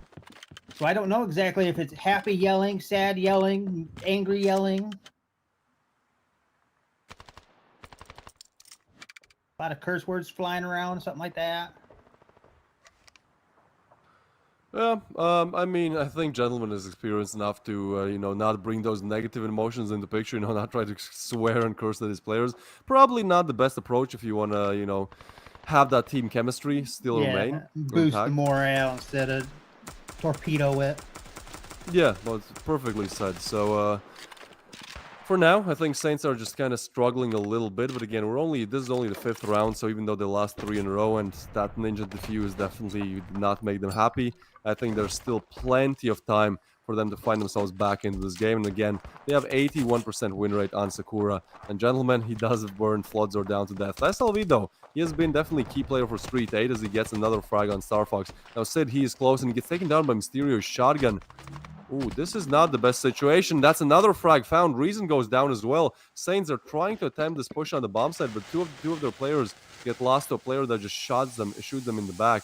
And now, gentlemen, he's trying to play around the smoke, but I don't think he'll get peeked any second. I think Street 8 are just kind of staying on the bomb, especially with that being down.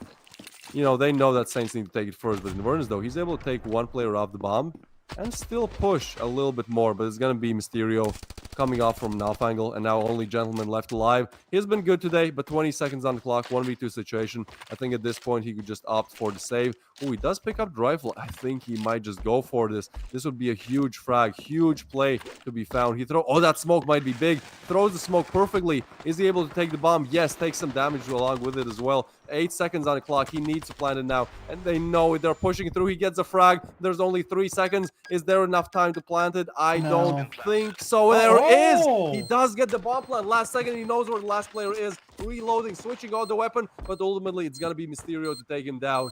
That was such a last-minute plan there, but unfortunately does not work out in Gentleman's favor. 1v3 denied. Say that wasn't last second. That was last millisecond bomb plant. That literally the timer said 0-0. Therefore, before that timer gets out, it may say 5 seconds, but that means you have more like 6 or 7. Yeah, I do. I do think so. Like it was as close as it could get. I thought their timer had run out, but it didn't. Either way, Saints again. Like this score could have been way different. They lose that 2v3 to a ninja defuse, and now you know they lose this 1v3 to a 1v1 by Gentleman. So, which in no way Gentleman was expected to win, but it did look close. So. Yeah, I mean, technically it could be 3-2 for Saints right now, but we could talk about what could be all day long. What is Street 8 on 4, looking very solid on a map that Saints have an insane win rate on. Yeah, but again, this might be, well, yeah, not really a map pick or map ban type situation. This could be just their Saints are not good on T side. 1v2 for Reason right now, so this is curious. If anybody can do it, I believe in Reason. Yeah, Reason certainly one of those star players that has been able historically to get a lot of frags, but that is just a good flash to come in. SLV so low, but still left alive. He's trying to go for wallbangs. I mean, at this point, they know where he is, and again, the bomb is down. So all that he really has to do here is, first of all, get the bomb, but that's going to be hard. There's 2 players guarding it together. It's very smart for SLV to remain with his teammate and not try to play solo when he's this low on HP, so it's more of a trade situation where, you know, even if Reason gets one, he still needs to get a double. Look at that. Oh, and that's a perfect way to peek. Floodzor takes down Reason. That's going to be Street 8. Yeah, if Looking Reason solid. didn't pop out that smoke, though, I think he might have at least been able to flip to the player. Again, I'm not so sure because he just appeared.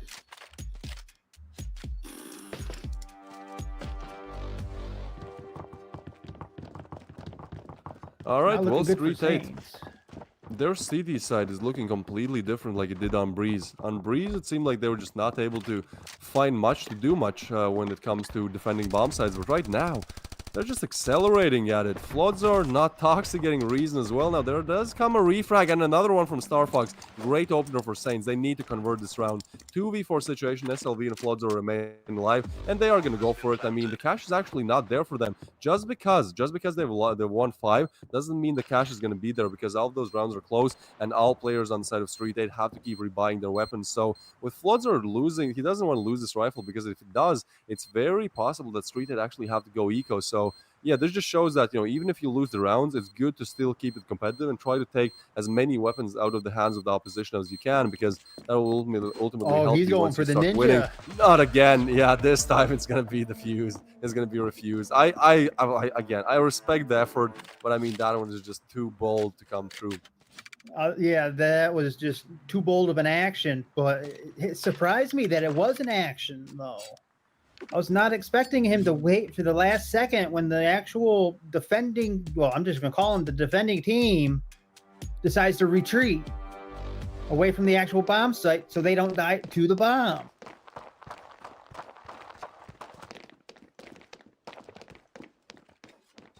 All right, well, Saints, 2 more rounds to go.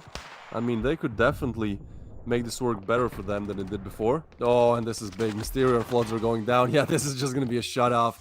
I mean, sure, Street 8, they didn't have any artillery in this round, but still, that's a very confidence-boosting round for Saints. I love this sitting position. I mean, that's somewhat kind of how I sit, so I get it. I completely get it. It's very comfortable, let me tell you that. But either way, that position is going to secure them the 3rd round. And now we are moving into the last round of play here, and that lead that Street 8 had built up is now shrinking round by round. And again, we'll see Saints on the CD side, so it will be interesting to see what happens there. Yeah, this is looking like to be anybody's match so far. I'm a little curious if Saints are actually going to be A push, B push, or even an A push and then switch to B. These matches can go either way.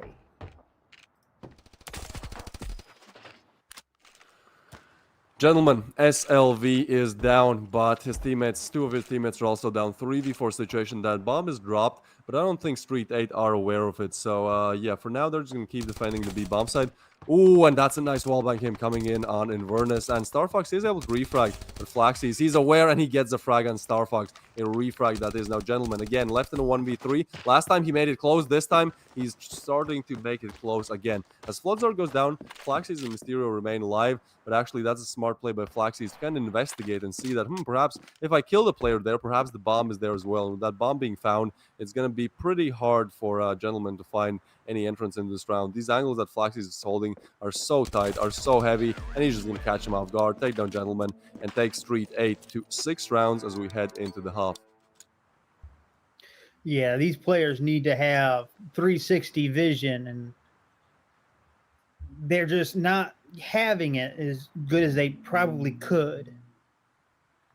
They clear a route, but they don't realize that that route is not actually clear. And I gotta be honest with you, I sit like that constantly. It is comfy.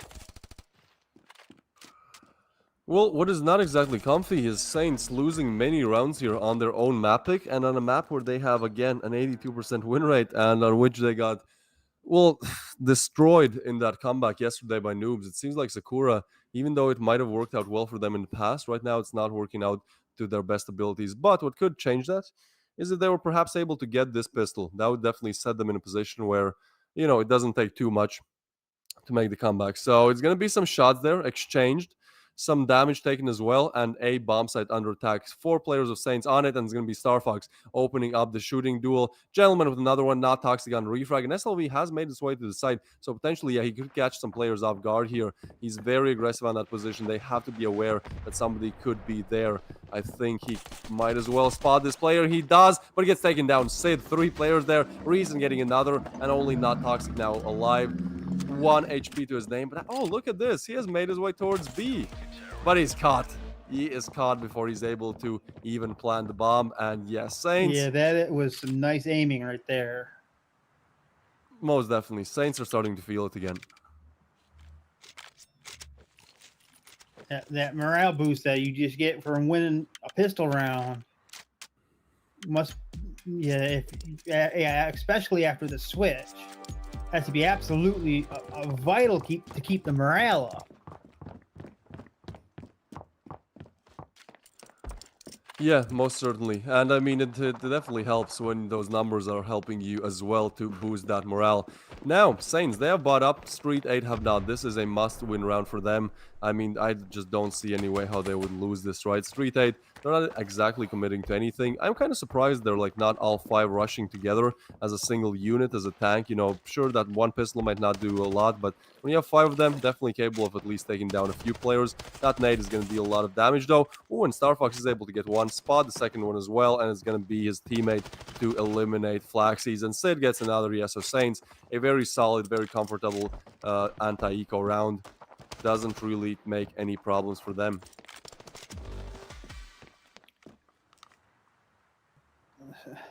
Sid is looking absolutely insane in these rounds, though. Still, he may not be on top, but he is getting a decent amount of kills. Seems like the roles have been reversed. Yeah, in this map, Sid is doing more of the information gathering. He most certainly is. I mean, it depends, you know, some players simply like to adapt to different roles on different maps. It makes complete sense. You know, maybe on some maps you're a great lurker, but on some maps you just can't figure out a way how to get behind enemy lines. So you become an entering fragger or something like that. So yeah, depends. Great to see that that is a thing. They're not trying to be too rigid in the roles that they have made for themselves. And it's more just about we do what simply works the best. And with that approach, I mean, it's entirely possible that Saints are able to make this mini comeback, I'd say here, you know, get to 6, get to 7, and ultimately win the game. Again, they are now on the CD side, so it should be a bit easier. But Sid, seems like the player that you just talked about is going to be sent home, at least for this round. He's taken down by Nade, and Mysterio finds another one on Vernus. Oh, Gentleman does find a frag, but it's going to be Reason Star Fox with a double. 2v4 made into a 2v2 very, very quickly. Bomb still dropped, but Flaxy is still able to find Reason. So now Star Fox left in a 1v2 clutch. I talked about how I want to see more clutches. This would be the perfect opportunity. This would be perfect if Star Fox could do what Gentleman could not in that 1v3. Only 2 players to be found. It's actually going to be Mysterio finding Star Fox, and that's Street 8 winning the first rifle round on T side, getting them 7. And I think at this point, yeah, the cash, man. Well, Inverness and Reason can buy up, but do they want to, or do they just want to take a full eco? I think a forced buy could be in the picture here. It seems like everyone is going to buy up. Throw everything at this round, throw everything, and if they lose it, it's Street 8 on 8, and it's actually probably Street 8 on 9, as Saints are going to take the next round eco if they lose it. So this is such a crucial round for Saints. They have to win this one. Yeah, this round right now for Saints is all or nothing. If they win, great. If they lose, their economy is trashed. What if Star Fox has anything to say about it? It's not going to be trash.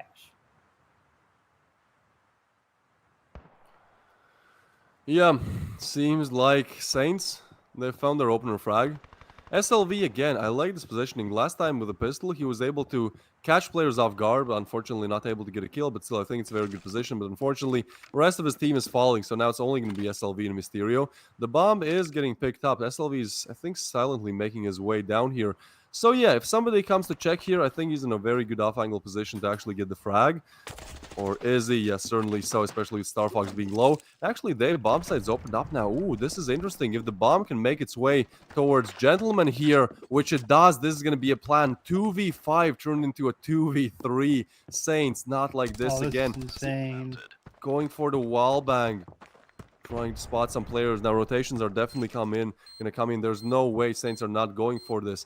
But they're quite far away, and they still have angles to check, so they're in a pretty primed position to actually make it happen, but it's going to be one frag on Reason, and now only SLV to be found. He exposes his position, but so he does take down Inverness, and now he's still, player's not that close. He's going for the wall bang. He's able to get Reason as well. 1v3 turned into a 1v1, going for the defuse. That is Sid. He's just sticking it. He's going to stick it, but now he's going to peek again, and it's going to be SLV completing the 1v3 clutch, destroying Saints' chances back into this game. Now they have to go eco. Oh, that disbelief.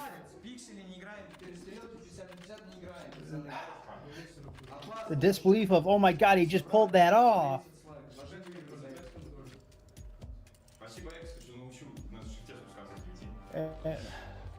There goes the economy right there, because Saints have to win this one. They have to.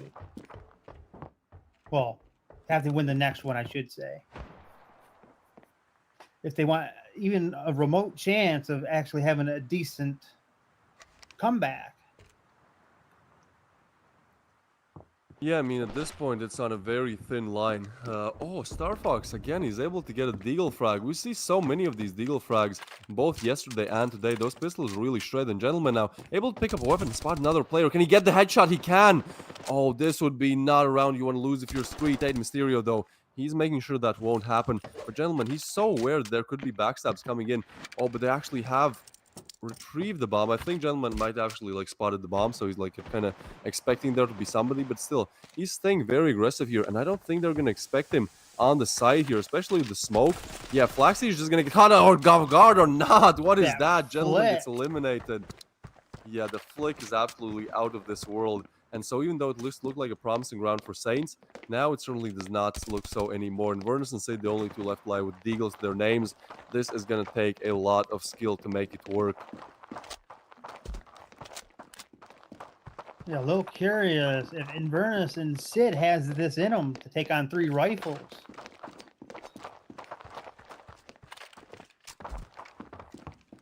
Time will tell. Not a whole lot. Not really sure what Saints have planned right now. I think staying alive could be top of the priority here, but that's huge! What is that? Sid gets a double with the 5-7, and now Not Toxic is low as well. Invernus pretty much only has to find 1 frag, and it's 10 seconds on the clock. The defuse, the plant has to come in, but he has planted on the correct side, and it's gonna be Not Toxic winning it out.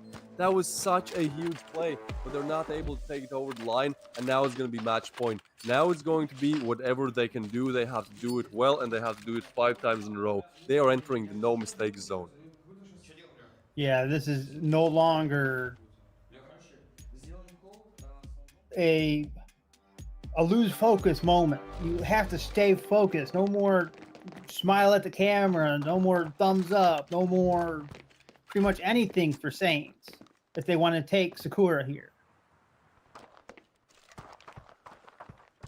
Well, this is one of their best. This is their best map by a long shot, but they're not exactly making it work. But Floodzer and Mysterio are. They take down 2, and it does start to seem like we are going to map number 3, Rust. As Invernus' next point of contact, he's definitely spotting those nades, spotting those flashes. But he's smoked off. There's not much he can do, but he does find a headshot through the smoke. That's a nice frag to be found. Still holding on by a thread here, holding on for their dear life. And Saints, they are aware actually that it could probably not be B, that it could be an A fake, and they are simply going B. So Sid, especially spotting that one player, will confirm it. And at this point, Street 8, they still have to make their way onto the bomb side. That is going to be no easy feat. So Sid is going to throw a smoke to deny. Sid knows that there's actually 3 players back there. No, I don't think so either. But again, that smoke is going to go well for him. He gets eliminated by SLV from the side here. Now it's only Reason and Invernus to keep Saints in the game. You can see he's praying. He wants it to happen. Invernus, he does get 1. Now Reason and Invernus, they have to complete it. They have to get the frags, which they do. Reason with a double, and now Flaxy's only one left alive, turning the game on its head. And it's going to be a hard try for him. 1v2, isolated, no one in his position, and it's going to be Saints keeping themselves in this game, looking to do on Sakura what Noobs did to them yesterday, accomplishing the comeback. 1 round put forward just to do exactly that, 4 more to be found. Yeah, that was an absolute crucial round. Just for the concept of saving the economy. Because now they can be at least rifles. But it looks like Street 8 might have gone an eco round now.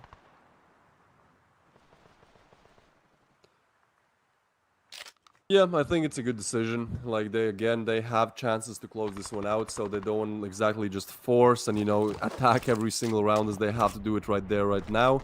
It's more about no, sure, we kind of expect to lose this one. Let's just buy a little bit. Let's just have one AK and SLV. Perhaps it works out, but at the end of the day, it's not too bad if we lose it, as we will have plenty of resources then in the next round to buy everything that our hearts would want. So a 2v5 underway. SLV actually doing very well. 16 frags to his name. Definitely one of the most crucial players on the first half of things. Looking to add some more kills to his tally, but I think in this 2v5, the best decision for him is to save. And for Mysterio, perhaps looking around, see what you can spot, see if you can perhaps take some rifles out of the hands, because that's exactly what Saints are doing, and they're doing it well. They do get their 7th, and I think Street 8, they're going to buy heavily now, invest everything that they can. Yeah, this is an all or nothing round for Street 8 if they decide to go all in. But to be honest, I'm not so sure I would call for another eco round. Just so I know I can get everything and anything I would need to actually take that 10th point. Yeah, perhaps. I mean, we will see how it works out for Saints. Right now, they are on 7, looking to get 3 more, but actually the cash is there, so they can afford to lose my bad. Street 8, they have no cash. That's what I meant to say. This is an important round for Saints, if they get it, then Street 8 is Z-code next one, and then we are on 9-9, right? So this would be amazing if Saints can get this one. Street 8, not exactly in the best position. This is a do or die round for them. Otherwise, the tensions are just going to be so high, and we all know in these high-pressure situations, literally anything can happen. What has happened so far is that the bomb is getting picked up, and I think Street 8 slowly sending the resources towards A, because although B has given them some rounds in this game, I do believe that A bomb side has been more of a key for them to actually win it out. So they're going to send players there again. The bomb is going to probably go through mid, and that would be a good call, as Saints have 3 players allocated towards B. Yeah, it seems like Saints actually think it's going to be a B bomb site plan. And are they looking wrong? Yeah, I think with all these nades, and especially Inverness getting that frag, it is confirmed that's indeed A. Rotations are coming in, although 2 players are still staying on A. They are cautious about these retakes. Gentlemen, though, he does take down 1, but SLV, quick on refrag. There's still going to be more players to be found on A. Bomb side, Street 8 trying to make their way into it, and that's a huge frag for StarFox. 2v4, they can definitely do it. They've lost easy to win rounds before, but at this point, I think they can do better. They're definitely not looking to go out in this style. So it's going to be Star Fox kind of trying to play around the smoke, and all of these players are so slow. So close. SLV does take down Star Fox. 2v3 now. 17 seconds on the clock. Those double nades are going to come in, and it's going to be Inverness trying to pre-fire, trying to get a frag, and SLV goes down. Now it's all left to Flodzor, but not for long as he goes down for reason. And that's Saints on 8. That's Street 8 on pretty much probably a full eco, and most likely we're going 9-9 here. This has been an absolute insane map. But then again, Sakura has almost always been this insane, no matter who is playing.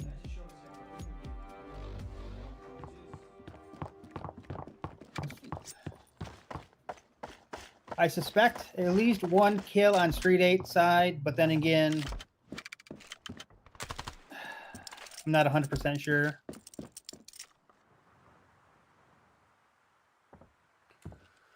No, me neither. I think at this point Street 8 have made an interesting choice to buy Deagles, but I do think it works out because even with buying those Deagles, they will be able to fully invest next round. So this is going to be a bit more of a challenge for Saints, as we all know those Deagles are able to rip, and most of these players have shown it either today, yesterday, or in the group stage. But still, it's 5 Deagles. Saints know what they're doing. Like, this is probably not the way they go out. But some util is coming in, some flashes, some nades. And let's see what happens. It's just going to be Gentleman pushing up. Did take a while to connect that shot, but meanwhile Star Fox connects another one, and it does seem like this is a safe round for them to win. As Flaxy's goes down as well, the bomb is retrieved, but a minute left on the clock and 5 rifles to be taken down just by Deagles. Doesn't exactly sound promising, especially with SLV going down. It's just not toxic. With the bomb, towards spawn, go for it, right? Like, you'll have the cash anyways until next round is the last round, but it's going to be hard to do. It seems like this might be a YOLO moment. Yeah, 100%. He's moving in through his... Oh, but look at this. He could... It's possible that he gets the plant. I don't think anything more than that. But it is possible. I mean, he is on bomb site. Will he get checked? He's on house. My bad. Yeah, now he's spotted. And now there's just no chance that plant comes in. Some nades, some util. His best bet would be to remain alive, but that wouldn't really exactly give him anything more than a better KD. So it's going to be Inverness denying that dream, taking Not Toxic down. And now we are going 9-9. All or nothing for Saints in this round. They either get the win or it's going on to Rust. Yeah, you can see gentlemen there very passionate about these strats, making sure that everyone on the team understands what is at stake right now and how exactly they need to play it. Playing on the CD side, those collisions, those CD side setups can be a bit challenging at times, but we will see exactly how they try to approach it. Meanwhile, STREETEIGHTH, they are taking a fast push towards A. 5 players close to mid, close to A already, but gentlemen isn't exactly spotting it just yet, so I think they might just call that A is clear, but this could creep up on them a bit later. STREETEIGHTH, they're slowly making their way towards the A long area, and yet gentlemen still not aware, not anyone is just not aware that mid control has been established by STREETEIGHTH. Now it's a question where they want to go next, and seems like this is going to be the A long area. Star Fox, next point of contact here. Yeah, it's looking decent for actually both Saints and STREETEIGHTH. Just the sheer distance between players.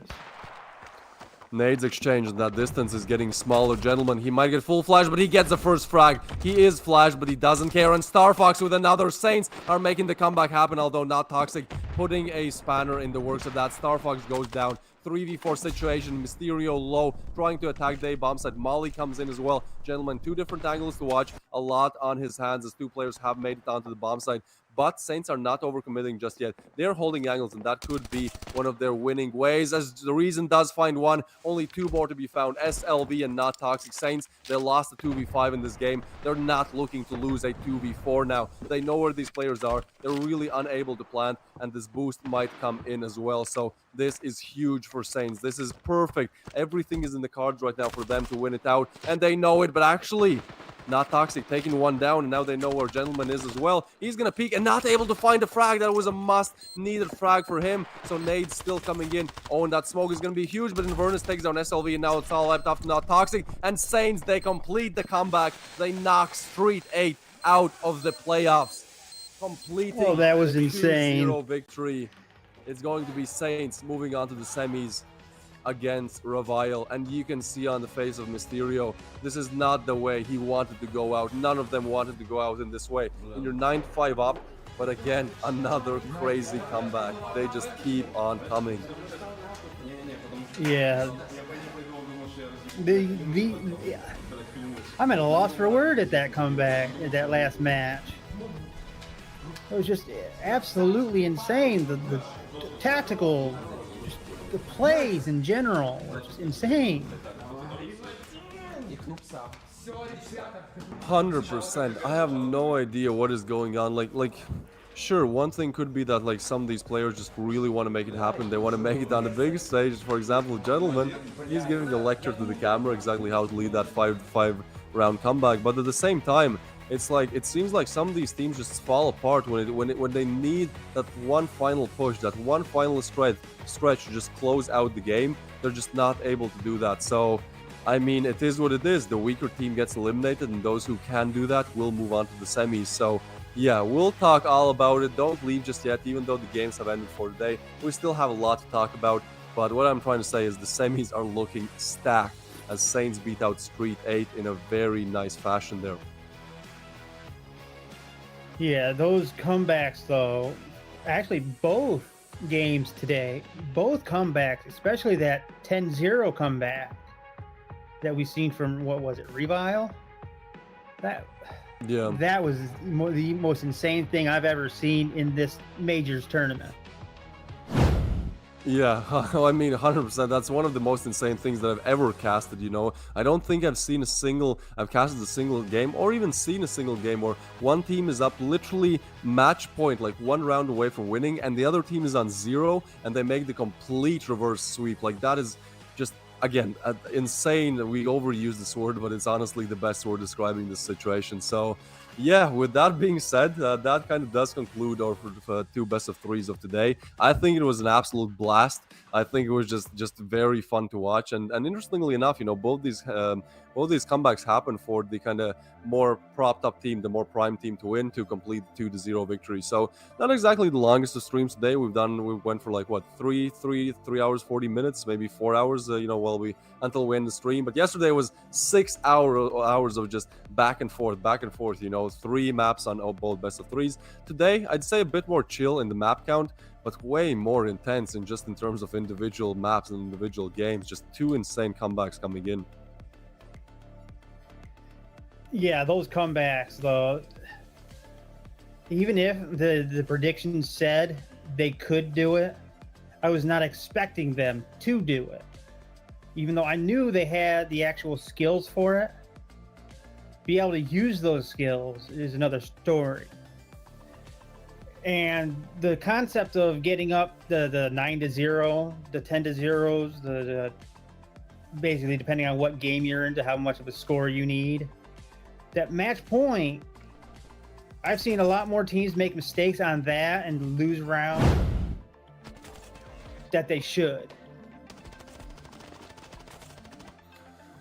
Yeah, I think today was an ultimate test of who can really not only win rounds, but just, win the war. Who can fight on for longer. And it did seem like that experience kind of beat out maybe a bit of these newcomers, who are playing the LAN for the first time. For example, STREETEIGHTH, for example, Death or Glory. They're not exactly used to these high pressure situations as much as Saints or Revile, and it definitely showed that, when it comes to that one final push, they're just not able to take it over the line as in the veterans. But the veterans, though, they can definitely, make it happen. So overall, this was a nice game. Again, like STREETEIGHTH establishing that early dominance.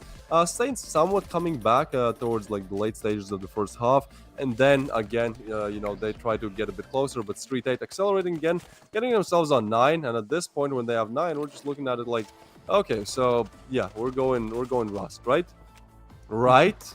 But we've said right many times before in these playoffs, and that right it's never right. Let's just say that. It's always, no, it's actually going to be a 5 round in a row, 7 round in a row, 10 round in a row comeback. Those are all 3 things that have happened in these 2 days. On match point, a 7 round in a row comeback, 5, and then 10. That is absolutely insane what has unfolded in these 2 days that we've casted so far.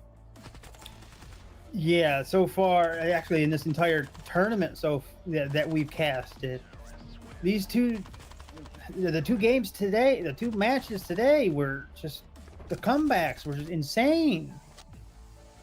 I know we've been saying that a lot, but that, again, is the best word to describe what's been happening. The skill level of these players is just, that's why I'm a caster and they're the actual players. Yeah, I mean, that is a fair point. Look at Gentleman here. That's definitely a highlight. He's, again, very emotive, very expressive in his language and his ways, and I think that's definitely one of the reasons why he is such a good in-game leader. But talking about reasons, here is Samir. He is the MVP of this game, not of this best of 3. We'll show the MVP of the best of 3 a bit later. But I mean, yeah, overall just very solid reasons. Definitely someone that's able to step up a lot of the times. I think he's definitely one of those top fraggers that you normally have in a team where, yeah, you're just able to, again, just be a bit quicker, take names. But it's kind of sad that SLV, he's on 18 frags. On the first map, he was the top, he was the MVP as well. But just the rest of his team not really exactly able to pull up like they should have. Now, if we look at rounds, I think, honestly, it was a pretty close game. Again, I feel like, especially in the start, there were rounds where it could have gone either direction. So, yeah, I would say overall a close game. But once we get to that 15th round, everything just falls apart for STREETEIGHTH, and Saints are able to pretty dominantly, I'd say. I mean, again, look at round 16, 17, 18, 19 even. 3 players remain alive, right? So, yeah, very, very dominant. Yeah, you can really see where, I don't want to say they've actually, Saints messed up, but just the concept of the 3 rounds, the 2 rounds, yeah, just the actual streaks, I'm going to say, were not all that long until round 15, where the Saints did the 5-0.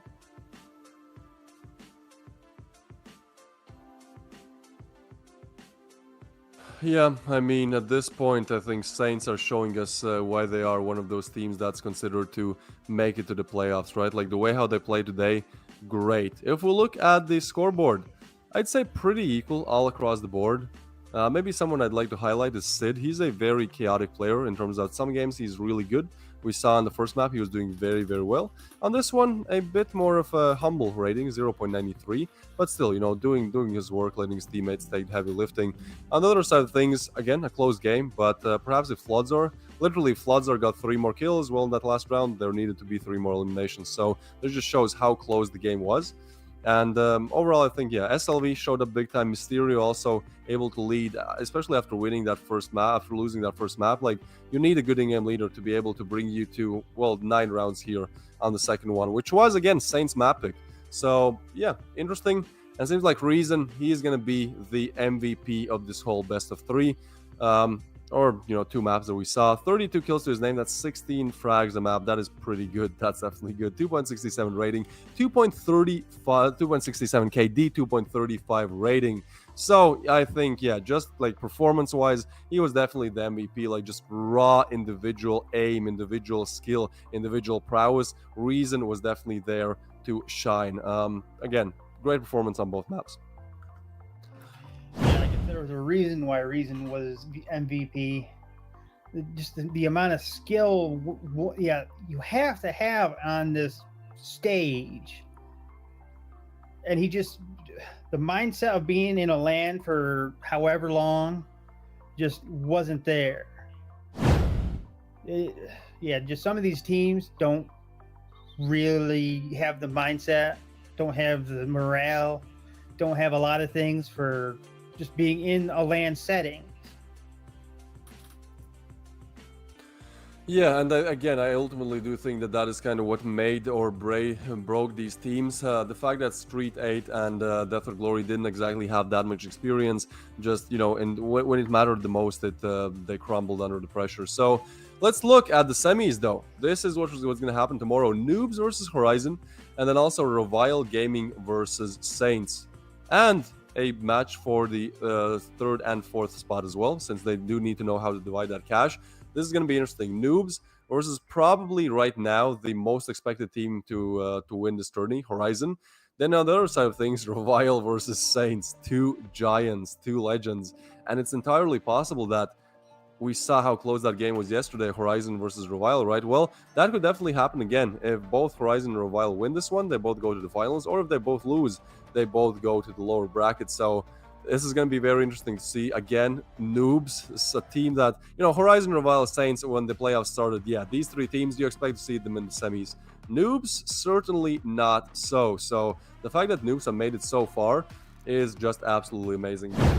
They only have harder and harder battles to fight, as their next matchup is going to be against one of the best teams, if not the best right now, Horizon. Let's take a look at individual player ratings. So again, Lunax is just really out there. I think he's the most consistent player. I don't think I've ever seen Lunax have a bad map. He doesn't exactly always have a great map, but he's always, you know, they're always kind of in the middle of the scoreboard. And also Reason, you know, the guy who was playing very well today, the MVP of the best of 3. Also, next in the line in terms of kills, 124 to his name. And actually, interestingly enough, Franzis has a bit more, but he's in 9th spot. So that just shows that rating, it mainly consists of, you know, KD and a bit and some other factors, but just getting a lot of frags won't get you to the top of the kills board. Yeah, these ratings, like we've actually seen throughout, they do show how good you are on paper, but when you're actually in game, they're meaningless. And if anything, they can, these ratings can mess with your head something fierce. Just because you have a better rating than the other, just because, say, Reason and not Toxic. Better ratings don't mean anything.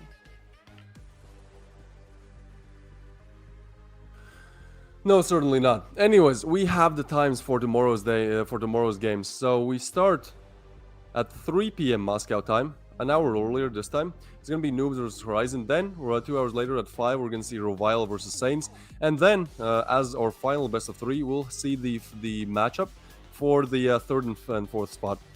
And that's going to be at 7. So, that's that for tomorrow. Again, this is Moscow time. I believe it is GMT +3, so whichever works better for you. Just Google time in Moscow and it'll literally tell you what time it is for you if you're not living in Moscow. But other than that, I think today was just a great lineup of great comebacks. Now we do have one final thing here, I do think, which is going to be obviously seeing those highlights of the day, just kind of going through the motions here, just explaining, showing maybe for the people who are just tuning into the stream or who didn't get the chance to watch any of the maps, what happened. Because there's definitely a lot of things that happened, a lot of comebacks. Let me just say that. Yeah, those, just in general, the things that happened today, unexpected to say the least. Especially that first 10-0 comeback from Revile, that just still blows my mind.